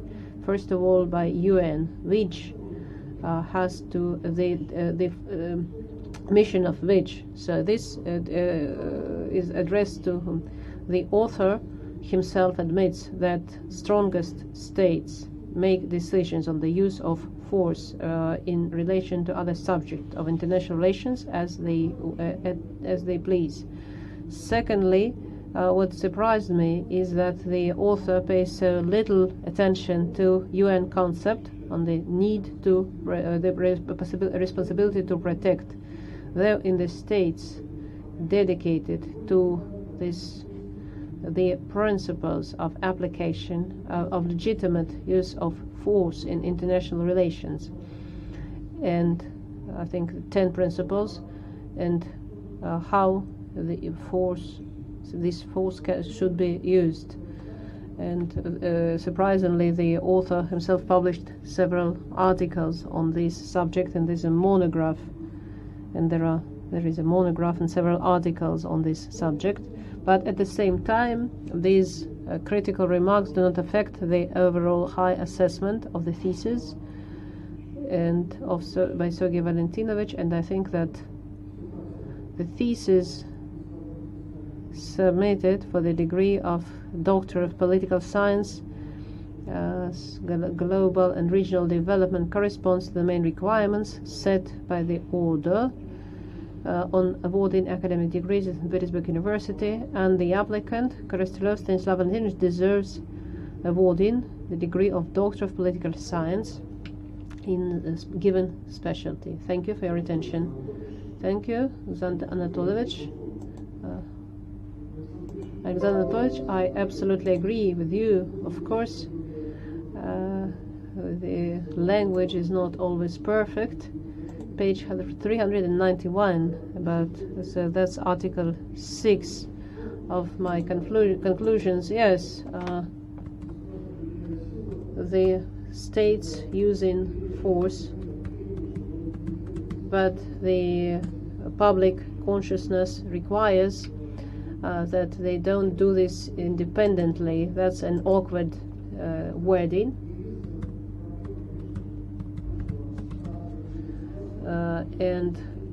So the outside the discussion in the Security Council, and that is the problem, and mostly because of that we use force outside this discussion. And indeed, so the second question, this responsibility to protect concept, this concept has been created but mechanisms and procedures are non-existent, and there is always a question: who will be responsible, who will provide the money, who will provide personnel. And if we look at peacemakers, we always find soldiers from Bangladesh and Tahiti. No state will send its personnel to another country. This is a complex problem. I described it shortly, but they need to discuss. Of course, it needs to be explored further. And so that's one of the most important tasks for the civilized community. Thank you. I finished. Thank you. Alexander Anatolovich, yes, well, thank you. And now, dear colleagues, let me present my review, and also maybe I will drop all compliments because it was published on university website, but I have some critical, let me give some critical. The first remark, relevance in the introduction is too long, takes 10 pages, but at that I could not find a clear explanation of relevance. On page 17 of the introduction, the author says that after disintegration of USSR, the question of strategic continuum that would ensure its stability, but the geopolitical situation prevented from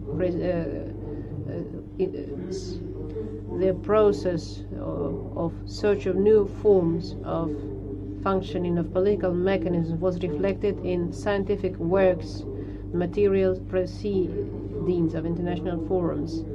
But the author never refers. It would be interesting to, if it would be desirable, if the author at least listed the authors who touched upon.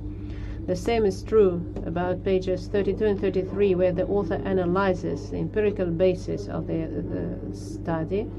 Never mentions specific works, but limits himself to general phrases such as works of prominent national, international, in the sphere of use of force and legal regulation, the use of force. And some questions I had, but here the author claims that the main results at regional conferences, international conferences, and here it's interesting for me how the results can be tested in preparation for international maneuvers, Navy. So that would be interesting for me. Number 4, on page 38, the word is quite new. I think this statement appears doubtful because Russia is a legal successor of USSR that paid great attention to national security. On page 105, the author says General Assembly started the process of redefinition of our illegal use of force so that General Assembly, defined as fighters for freedom and independence, could lawfully attack their own governments, and other states could lawfully provide basis for such attacks.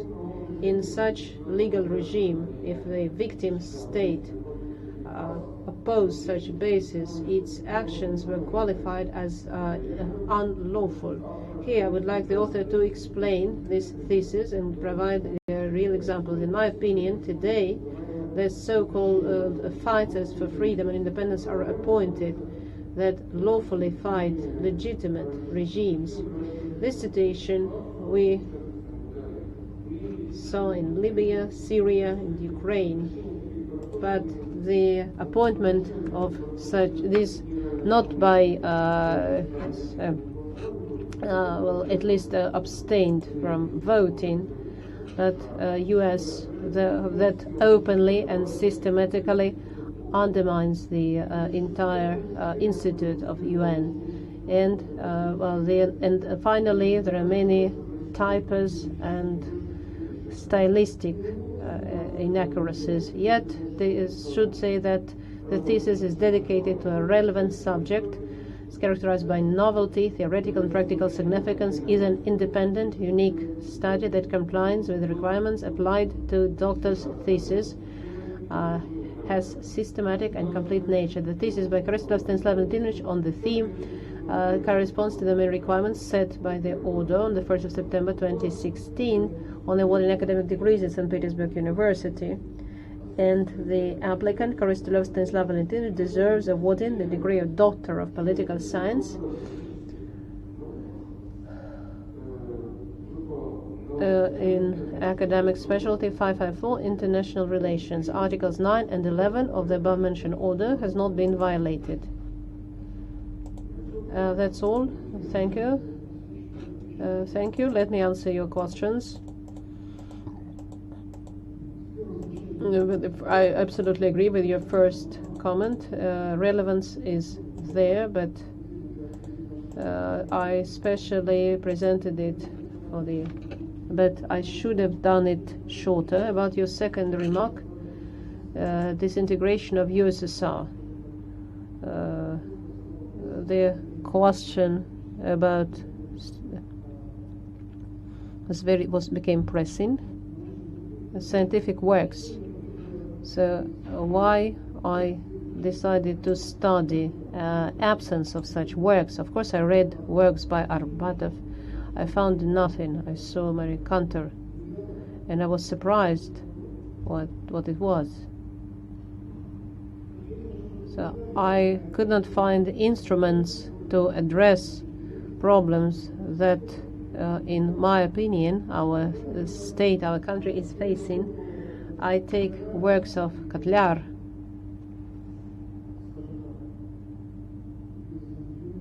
of Moscow Institute of Foreign Relations. After the Charter of UN there's no reason for preventive self-defense, and the concept was artificially transformed by foreign lawyers and from the time of Cold War, and opens the field for malpractices. But prevention is, if you prevent, if you don't outrun your enemy, you fight the war on his terms. So it's strange. So we want to prevent the enemy's actions, but the Ministry of International, but the Institute of International Relations does not agree with that. And in the national doctrine, there are some points as given by Goltsov, Gorbunov, Maleev, Svechin, Tusmukamedov, but I couldn't find who do we intercept, who do we prevent. In the West, no object of the use of force, and without that, a military machine won't work. So we can have to against specific objects, and that is why.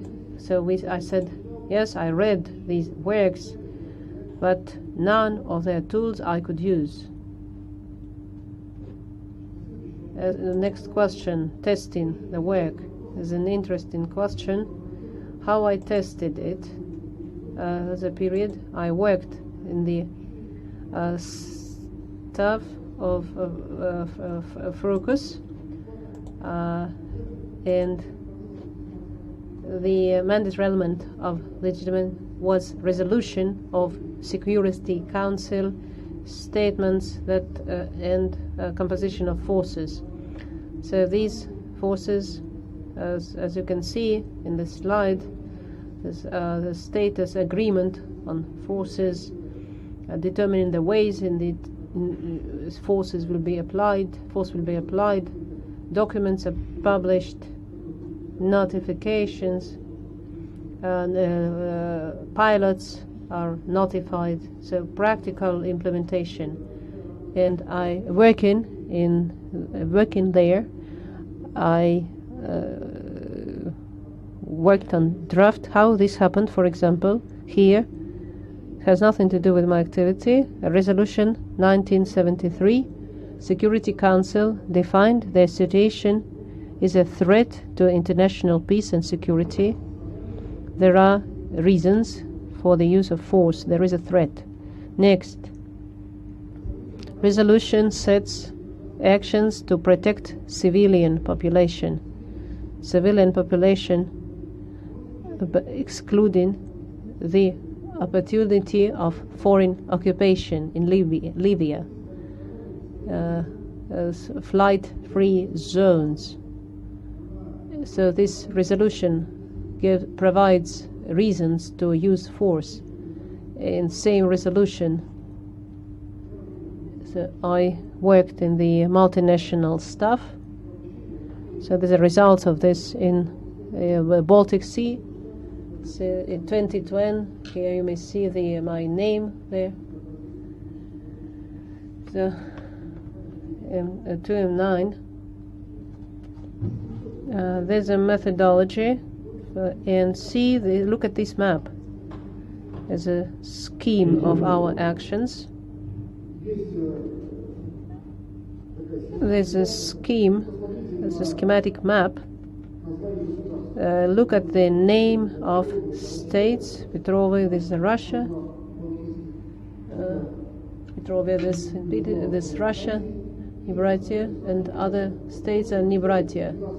So can you imagine 2012 forces of 4 states to protect the pipeline from Nibratia actions?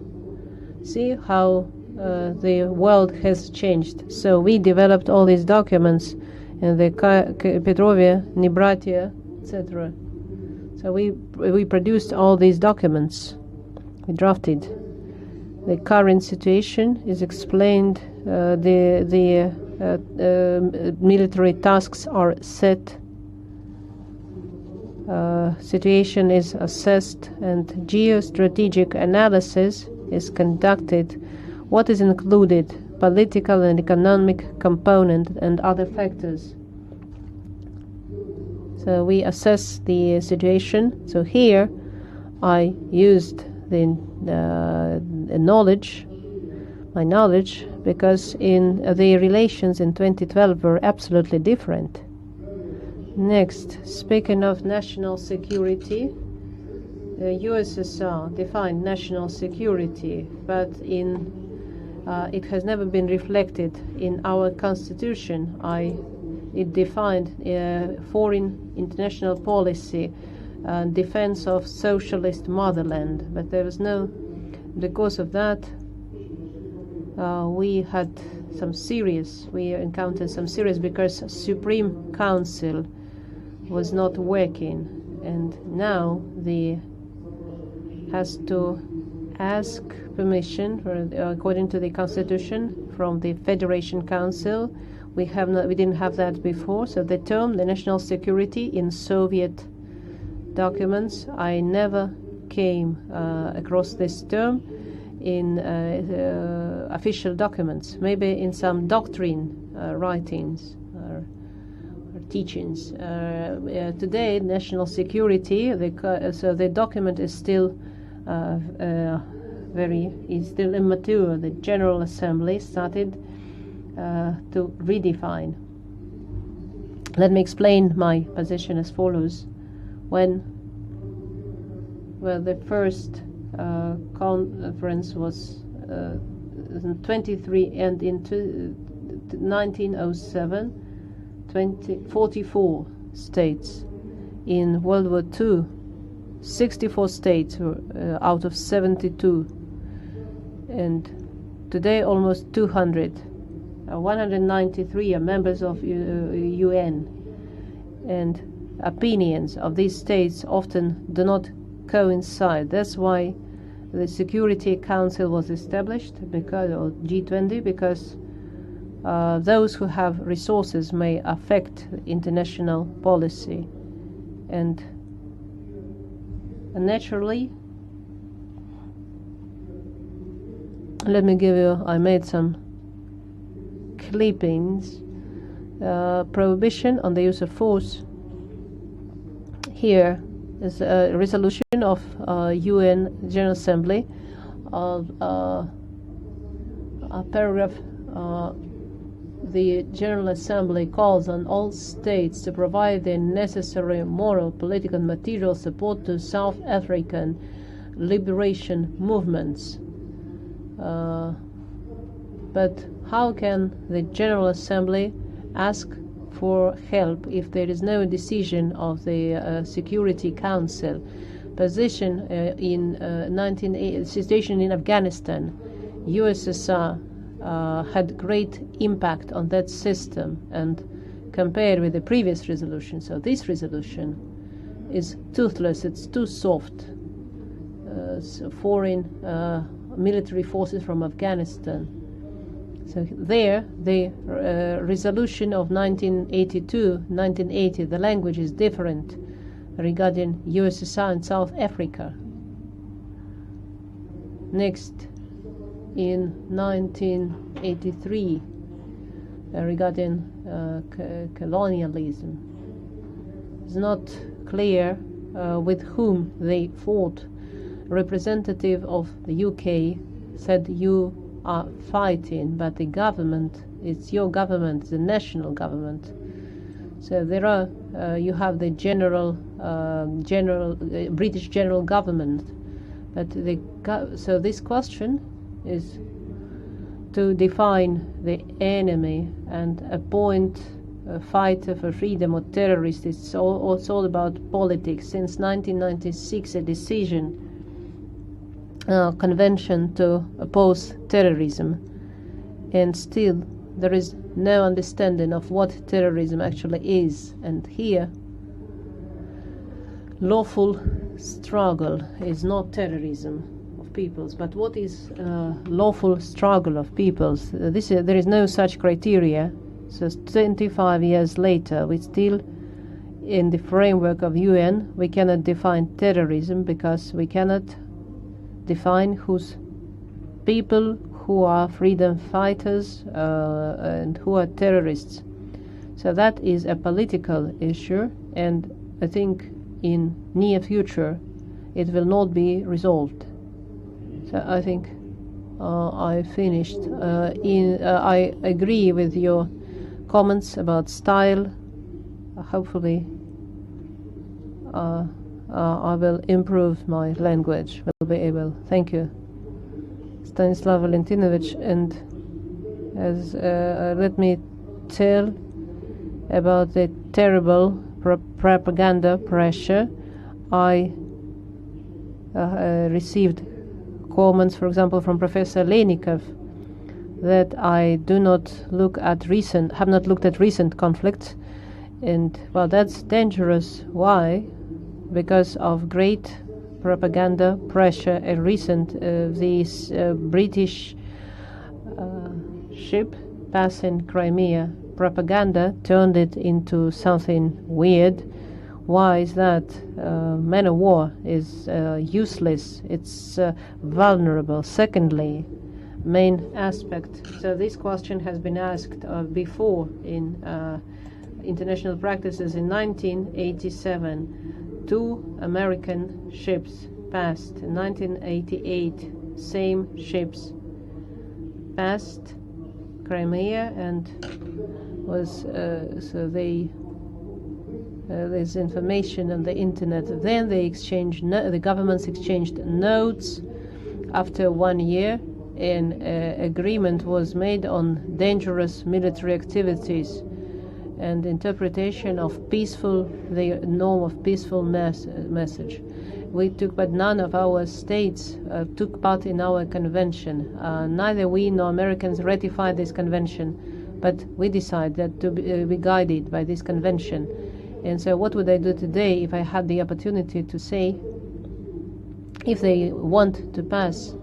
So they passed following the peaceful rules passage. We agreed through our waters, but it caused so much noise and discussion. It's necessary to use our own practice with powerful military states. So this is a very complex issue, and it is very often, and the consequences for the state are quite dramatic. So I call on common sense, and in conclusion, such circumstances, same actors, USSR and as a legal successor. Thank you, Stanislav Valentinovich. I am satisfied with your answers to my questions. Now let me ask if anyone present is willing to speak. I see. If nobody is willing to speak, then I would like next to give the floor to the academic advisor, Vladimir Vladimirovich.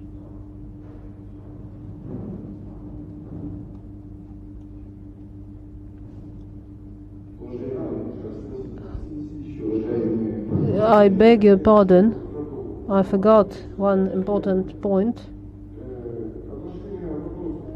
Questions received during live broadcast. At the moment, we received no questions. Dear Vladimir Vladimirovich, dear Konstantin Rasendovich, dear Dissertation Council members, dear colleagues, first of all, I would like to sincerely thank you for the opportunity to present our modest views on this important problem, political mechanisms of legitimation, or the use of force, to such respected, not only in Russia, by international as St. Petersburg University, in such a distinguished scientific center. Second, as a military serviceman, I know I have only 3 minutes. Let me say that the review, my review, also published at university website. That is why let me not read and cover all the points. You all had the opportunity to read it. Let me just say that this discussion of this problem again demonstrates, on the one hand, complexity, and the other hand, importance and relevance of this problem. On the other hand, in the time that I have, I would like to say that for my student, this theme is not accidental. When we worked together, I was deputy head of military academy, and Stanislav was a professor and head of department. We were involved. We had to deal with these problems, legitimation of the use of force to maintain peace, and his personal involvement, participation in joint maneuvers that together with Navy, U.S. Navy, British Navy and European Navy officers, the Navy Academy, he was an active participant. So this topic is not accidental for him, because of his service, which was connected with strategic borders, submarines, and their experience as a professor and as a researcher. And because of that, Stanislav Valentinovich continued this work so he is Secretary of Joint Commission of Interparliamentary Commission of CIS, and the documents that are drafted there and ratified there,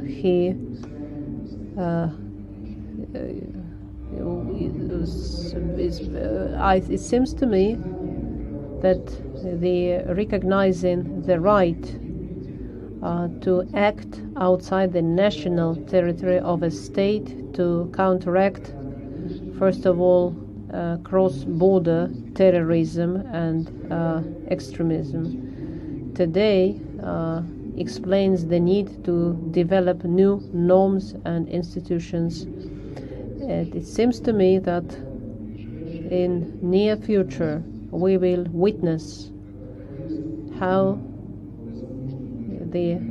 maybe the General Assembly will take up the question of some new approaches, not rules, but approaches to the situation after the government of Afghanistan, and the international terrorists will get diplomatic immunity. And what are the guarantees that terrorist organizations, these problems won't affect nearby territories, and our country, being an ally or participant of, will have to accept on the basis of new norms to make a decision to maintain peace. And in that respect, recommendations given in this thesis can be relevant. I would like to thank the council members for such balanced, objective and strict assessment, and I hope you will vote for awarding the degree. Thank you. Vladimir Vladimirovich.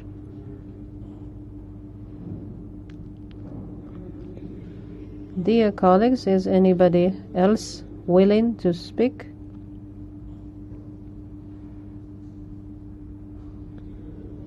If nobody is willing to speak, then let's finish our discussion.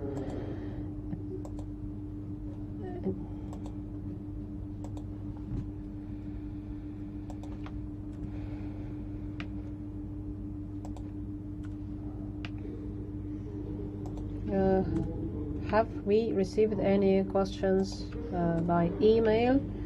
So let's stop accepting questions. Before we vote, let me ask the council members and the applicant, do council members and the applicant any comments regarding the procedure of today's session, including working in remote access mode?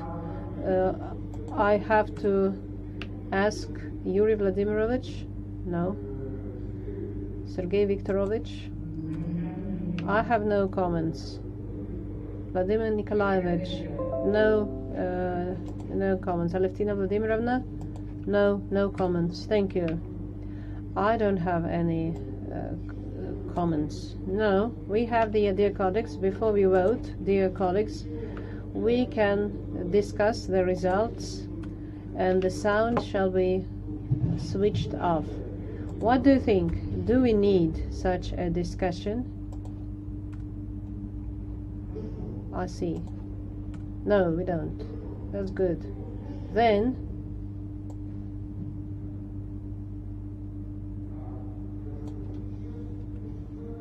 it's 4:45 Moscow time. I put a question of awarding to Korostelev Stanislav Valentinovich the degree of Doctor of Political Science, Academic Specialty 554, International Relations. To open individual vote, let me remind you that a decision of the Dissertation Council shall be on awarding academic degrees shall be considered positive if more than a half, but not less than 3 council members present at the session voted for it. Well, council member Michalchenko Yuri Vladimirovich, your opinion? A positive, let's award. Council Member Alenikov Sergei Viktorovich. Award the degree should be awarded. Thank you.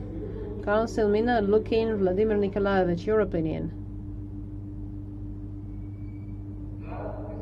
I am for awarding the degree. Thank you. Council Member Shevchenko Alevtina Vladimirovna, your opinion. I'm for awarding the degree. I beg your pardon. Yes, I support awarding the degree to Korostelev Stanislav Valentinovich. Thank you. Council Member Serguny Alexander Anatolovich, I am for. Thank you. And me, Chairman Pantarev Konstantin Arsenovich, also vote for. In that case, we can deduce that out of 6 council members, all voted for awarding.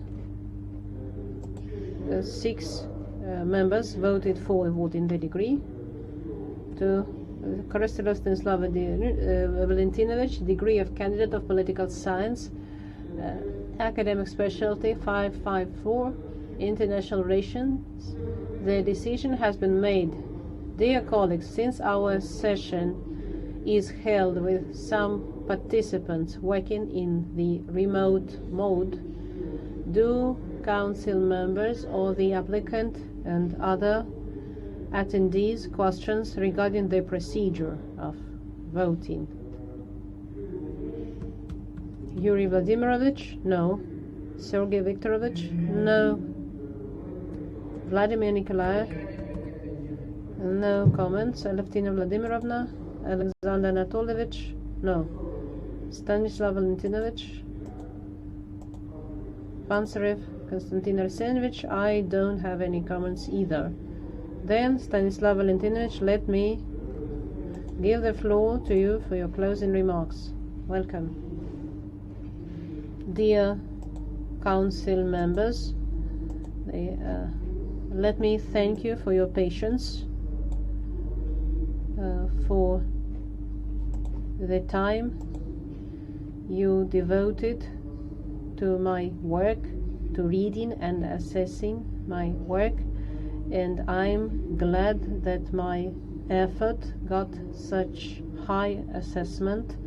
I would like to thank St. Petersburg University, who hired me some years ago and allowed me to communicate my views to the students. And let me also thank all the technical staff who supported and organized today's council. Of course, at that, my work is not over. I will continue to promote our common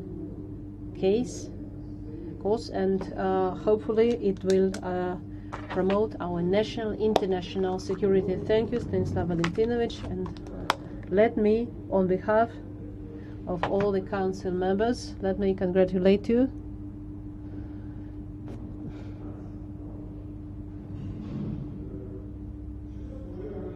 Dear colleagues, I declare the session closed.